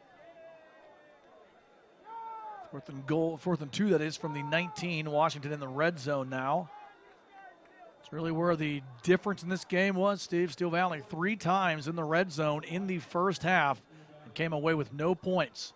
Had it at the Washington 1 inside the 5, and then also with the 19 after an interception, and had nothing to show for it. From the 19 now, Washington on 4th down and 1 in Steel Valley territory. Swartz trying to get the defense to jump. Going to call his own number. Bootleg to the left side. All kinds of running room. Cuts it inside the 10. Hill will get him. Ball pops loose, but it goes out of bounds. No, they said that it's a fumble recovered by Steel Valley, I believe. Steel Valley thinks so, and the officials agree. Wow. So a big play by Todd Hill keeps this game alive a little bit for Steel Valley. He's able to force the fumble, and then Amante Struthers recovers it. It was an excellent play call drawn up by Mike Bostic. Everybody looking at the Nick Welsh thought that he was going to get the football. They all kind of dove towards the middle of the offensive formation, and Swartz just running a naked boot, gaining 12 yards, but then coughs up the football. Give credit to Rico Williams. He's the man who recovered, and not Amante Struthers. Steel Valley, though, at their own 5-yard line. Out of the gun, here comes Carfelt. He's going to fire this one out of the end zone, looking for Cam Williams, and Isaiah Schoonmaker with the INT. Schoonmaker and the Washington Little Prexies are 3.5 minutes away from their first championship in 16 years. So let's figure all this out. Schoonmaker, 68-yard touchdown run, throws for a 2-point conversion, catches a 4-yard touchdown pass, and now picks off a pass defensively. In addition to, I don't know how many tackles he has, probably he's on the 12 up, to 15. I was going to say, I'd say that's a good range, if not more. He's definitely double digits in tackles here this evening, and Schoonmaker, it's been amazing, especially on defense for Washington. Snuffing out that last gasp for Steel Valley. From the 37, the Little Prexies just looking to run this one out now. Hand off to the deep back. Welsh with the blocker in front of him. Cuts it back. Breaks a tackle inside the 30 and then knocked out of bounds by Hill. And Johnson at the 29. Nick Welsh, the senior, coming into this game. Almost 2,000 yards rushing. He should be over the 2,000 barrier after this one tonight. He is. Yep, he has 72 yards rushing here tonight and had 1,979 yards, so well over 2,000 here tonight. Got 8 on that one to make it 2nd and 2 for the Little Prexies at the Steel Valley 29-yard line. Welsh remaining that deep back.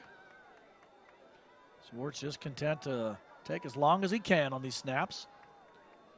Here comes the delay handoff. Welsh to the left side, has room. Welsh cuts it inside the 20, inside the 10, inside the 5, dives for the pylon. Touchdown, Little Prexies. Nick Welsh putting the final nail in the coffin for Steel Valley as Washington pushes their lead to 36-10. Welsh to the end zone. Little Prexies on their way to championship gold. Well, it wasn't a great week for Nick Welsh last week. He put the ball on the ground a couple of times. He was pulled late in that game. He has rebounded nicely here tonight. That 29-yard touchdown run puts him over 100 for the game tonight, his 2nd touchdown run. Lily Christie's PAT is up, and it is good. 37-10 Washington in the lead with 2:20 left here at Robert Morris. You're watching 2017 WPIAL Football Championship coverage here on the Triblive High School Sports Network. Mark Ferry Auctioneers Incorporated. For over 40 years, we've been selling antiques, firearms, industrial and commercial liquidations, farms, machinery, and commercial and residential real estate. Named Pennsylvania State Champion Auctioneers. Members and past presidents of the Pennsylvania Auctioneers Association and members of the National Auctioneers Association. Take a look at our upcoming sales at markferryauctioneers.com. We may have just what you're looking for. Our 1,800 square feet tent can shelter 400 people. We keep a computerized and itemized record of all sales. We are licensed, bonded, and insured. Mark Ferry Auctioneers Incorporated. Check us out online at markferryauctioneers.com or give us a call at 724-423-5580. Back here at Joe Walton Stadium at Robert Morris. Touchdown run by Nick Welsh as the Little Prexies on top of Steel Valley, 37-10 with 2:20 left here in the fourth quarter. Alongside Steve Nagler, Matt Vandriak with you here on the Triblive High School Sports Network. Steve, we mentioned Bishop Guilfoyle's long winning streak coming to an end this weekend. Steel Valley's winning streak of 26 games will end here tonight as well. Griffin with the kickoff.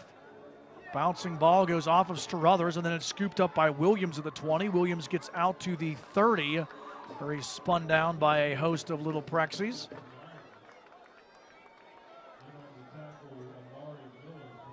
And Steel Valley back on offense again.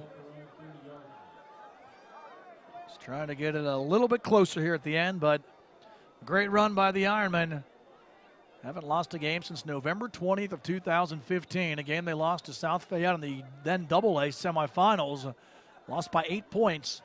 And a late South Fayette goal line stand. The difference in that one.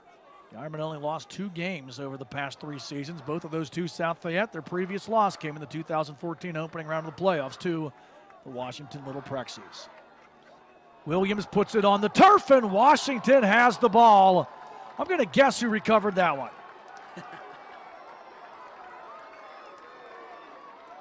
Actually, might have been one of the linemen. I thought that Schoonmaker might have got it, but I think for Washington, that was actually Antonio Meredith who came away with it. It was Meredith. Antonio Meredith getting away with a good story. What's up with that? Terry not let Schoonmaker recover that fumble. Of course, Antonio Meredith and this Washington defensive line, Steve, they have been really good here tonight. They really have. And that's one thing that we touched on earlier in the game is the depth that Washington has and the ability to have guys play. You know, offense or defense specifically. Meredith, one of those guys who doesn't start on offense but plays on the defensive line. He's done a nice job out there. Same thing with Anthony Rivera, another senior who's not an offensive line starter but plays on the D-line, and those guys have been difference makers for the Little Prexies here tonight. See what Washington runs here. And Schwartz has ran a lot of plays tonight that have looked good, but I think that one was by far his favorite play call of the evening. Victory formation for the Little Prexies. And they will put this one away. Knocking off Steel Valley here at Robert Morris. And Washington will be celebrating tonight their first WPIAL championship in 16 years. As Washington back in the title game for the first time since 2012. Couldn't get past Aliquippa that year. But the Little Prexies will get the victory here this evening and win their 8th football championship in school history. Give a cheer, Washington. Your Little Prexies deserve it. What an effort it was here tonight. And this Washington defense, Steve, really turned it on in the second half. And Steel Valley had no answers. These formations switched by Mike Bosnick really gave Steel Valley fits, but this Washington defense strong in the first quarter where they bent but didn't break. Then they broke Steel Valley in the second half. Yeah, I mean, when you think about it, the touchdown that they gave up was on special teams. So, you know, I thought, you know, some really great job, really great play in the first half by their defense, and that had, you know, kept their team in it. They didn't play very well offensively in the first half, but their defense really kind of kept their football team in it. And boy, the change in offensive philosophy in the second half, going to that misdirection, really was the difference here tonight. Here comes the Gatorade shower from Mike Bosnick. The Washington Little Prexies are your 2017 WPIAL Class 2A champions as they outscore Steel Valley 27-0 in the second half and score 30 unanswered points en route to the 37-10 win here this evening at Joe Walton Stadium. The Little Prexies will move on and meet Wilmington in the PIAA semifinals next weekend. We'll take a break and be back to wrap things up here from Joe Walton Stadium. Washington, your 2017 Class 2A champions, 37-10 your final score. You're watching WPIAL Football Championship coverage here on the Triblive High School Sports Network. The team at UPMC Sports Medicine doesn't just rebuild wrists and knees. They build better athletes. Athletes at every level who want to get stronger and faster and prevent injuries. Fact is, no other sports medicine program in the region is more experienced when it comes to treating, training, and inspiring athletes. UPMC, the official healthcare provider of the Penguins, Steelers, and you. Find out more at upmcsportsmedicine.com. We're talking with Dr. Pete Peduzzi of American Back Centers about VaxD therapy.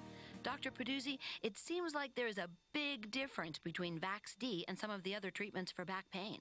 Kathy, pain injections, inversion tables, and so-called decompression devices might temporarily help your pain, but they don't get to the root of the problem.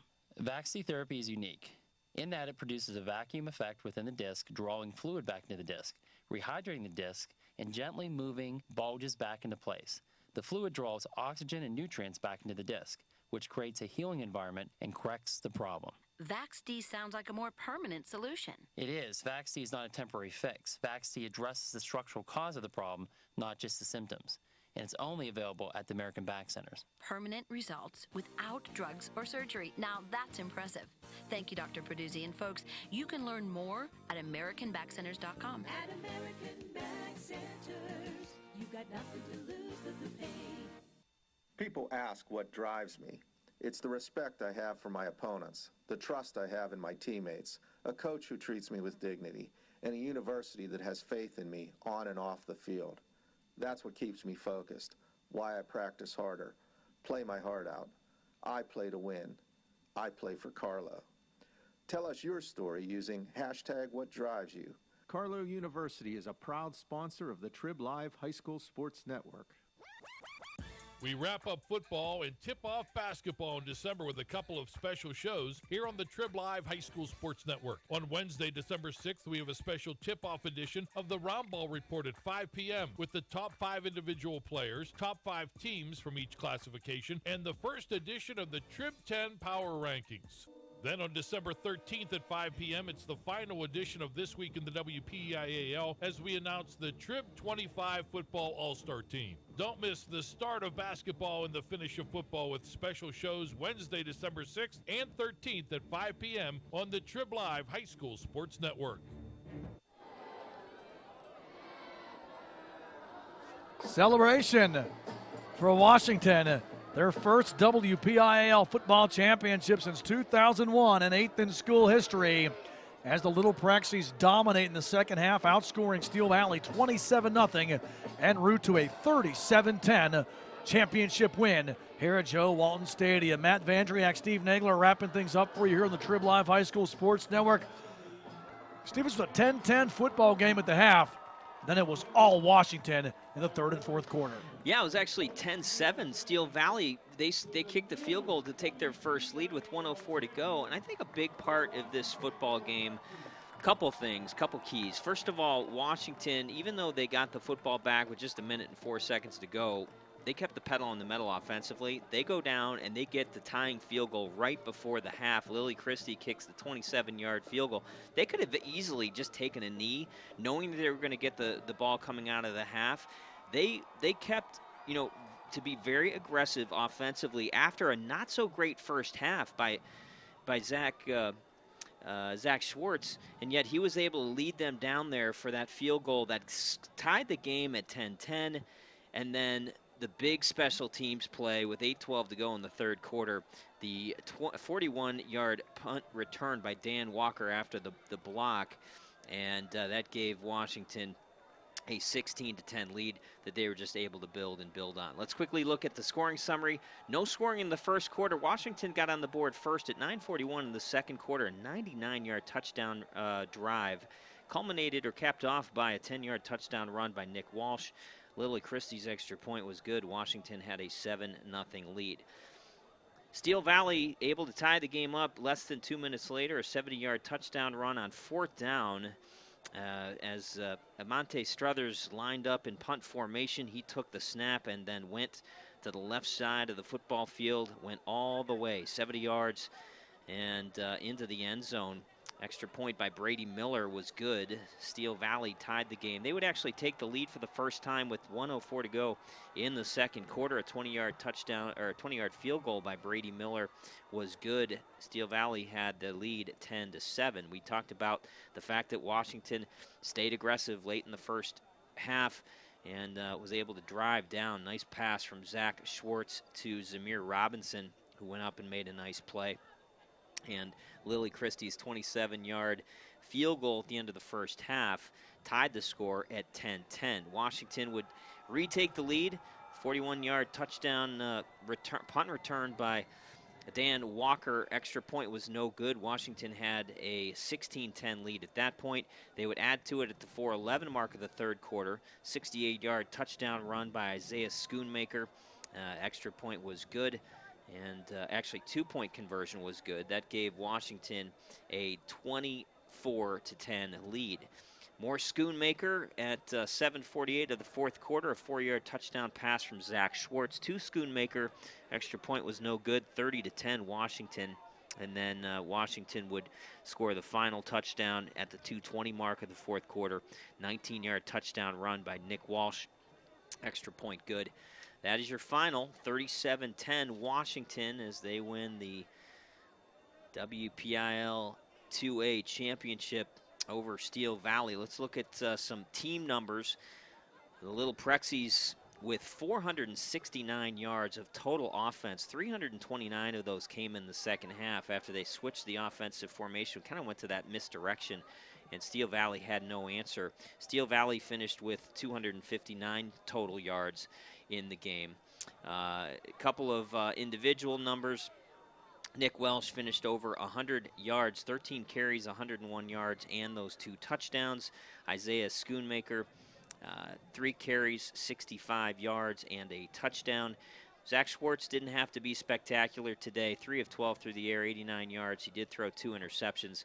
He did do a good job with his feet, 13 carries, 52 yards, that big 60-yard run on that 99-yard touchdown drive was big for Washington. Steel Valley, not much happening on offense tonight of any consistency. Cam Williams, 22 carries, 72 yards, and Trey Carfeld back under center, getting the start for the first time since week 4, 8 of 18 through the air, 104 yards, and 2 interceptions. So Washington winning their 8th football championship in school history, but first time since 2016. And to borrow a line from Aaron Lewis, it's been a while, but Washington gets it. And we're in the title game at Heinz Field in 2012 when they ran into one of the many buzzsaw Aliquippa teams, which sets up an interesting matchup next week, Steve, of 2 13-0 squads. The Wilmington Greyhounds, who defeated Clarion today, 33-6. The Greyhounds out of District 10, Clarion out of District 9. We'll meet Washington next week. It's a pretty good Wilmington football team, but the way this Washington team played defense today, I think the Greyhounds are going to have a tough time trying to move the ball. This linebacking core and defensive line is just impressive.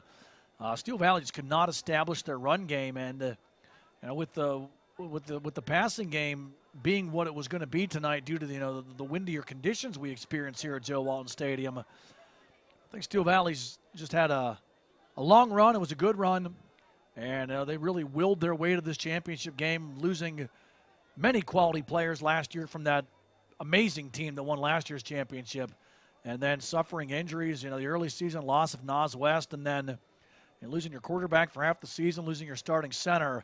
That's a lot to have to go through, and then losing Trayvon Adams here in the first quarter tonight.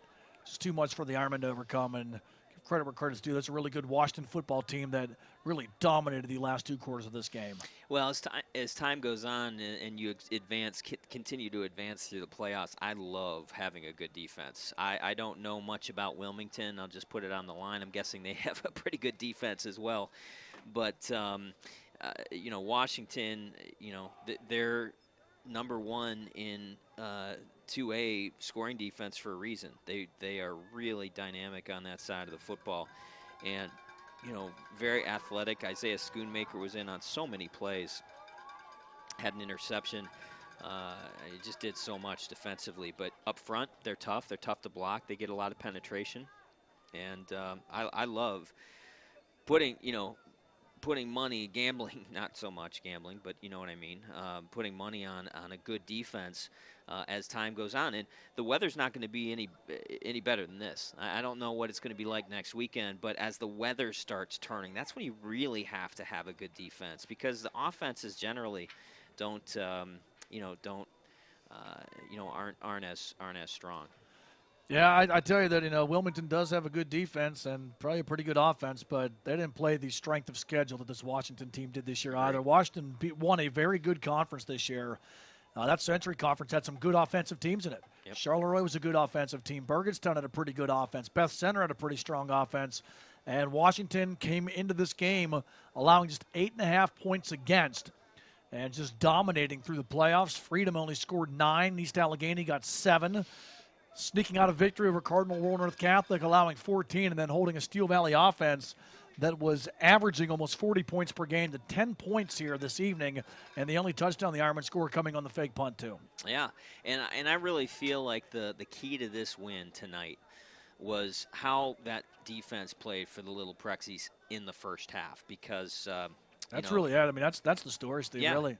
It really was. They were able to stop Steel Valley on 4th down 3 times in that first half. You had the 4 chances, 1st and goal at the 1-yard line, and Steel Valley had 0 points from that. The Chuba interception at the 19, and then they never got the field goal try off because of a penalty. Mm-hmm. And then what was the other drive? Steel Valley was inside the 5-yard line. Yeah. Well, it was actually the first drive of the game where they went for it on 4th and 1 and right around the 40-yard line, and they didn't allow the quarterback to get any yards on the quarterback sneak. So really did a great job dominating that first half, and they weren't good in the first half offensively. They were not. They did not do a whole lot. They had 1 drive, 99 yards, which was pretty sweet, but other than that, they didn't do a whole lot. So, their defense kept them in this football game. They changed some things as they did last week at halftime. Went to kind of a 3-back offense and a little bit more misdirection, something that I'm sure Steel Valley, it was very obvious that they weren't prepared for, and yet, that was the difference here in the second half. The Prexies just looked so much different in the second half, and the yardage numbers are proof of that. Washington wins 37-10 over Steel Valley here at Robert Morris this evening. Say thanks again to Gourmet Woodwork in Monroeville. Craftsmanship truly driven by your ideas. Custom furniture and cabinets, all kinds of remodeling. Call Gourmet Woodwork in Monroeville at 412-715-3984. Check them out online at gourmetwoodwork.com. Thanks to them for sponsoring Championship Saturday here on the Triblive High School Sports Network. Also want to remind you that this game and the broadcast rights to this game are the sole and exclusive property of the WPIAL and the Triblive High School Sports Network. Any broadcast of this game is intended exclusively for the benefit of the listening audience, and any use, rebroadcast, or distribution of this broadcast without the express written consent of the WPIAL and the Triblive High School Sports Network is strictly prohibited. Steve, great effort here by Washington, and away they go. So see how this 2A bracket breaks down. Southern Columbia and Dunmore, the teams on the other side of the bracket. Steel Valley beat Southern Columbia for that 2A title last year, and see how far the Little Prexies can go. But I think before the state playoffs, they're going to take some time to savor this one. Very emotional playoff run for Washington, too. One of their equipment managers passing away in the last couple of weeks. So a big win for them and a great win for a very proud district, a district with a great football history. It's just been a while for them, but Washington's the top dog in 2A, much deservingly as well. Yeah, I agree. Everything kind of came together on this night, especially in the second half. They earned it. Undefeated going into tonight, and they stay undefeated as they head into the state playoffs. Pleasure working with you again, Steve. Great job tonight. Great way to close out this WPIAL season. Thanks to Chris Lackner for his work on camera, and thanks also to James Dodson and Josh Rountree for their help with some of the off-the-air stuff and spotting stuff as well to make this broadcast go as smooth as possible. Final score again here from Robert Morris. The Washington Little Prexies, your 2017 Class 2A champions, as they defeat Steel Valley 37-10. We thank you for tuning in and hope you enjoyed watching it as much as we did bring you to you. We thank you for being a fan and tuning in to the new Triblive High School Sports Network. Good night, everyone.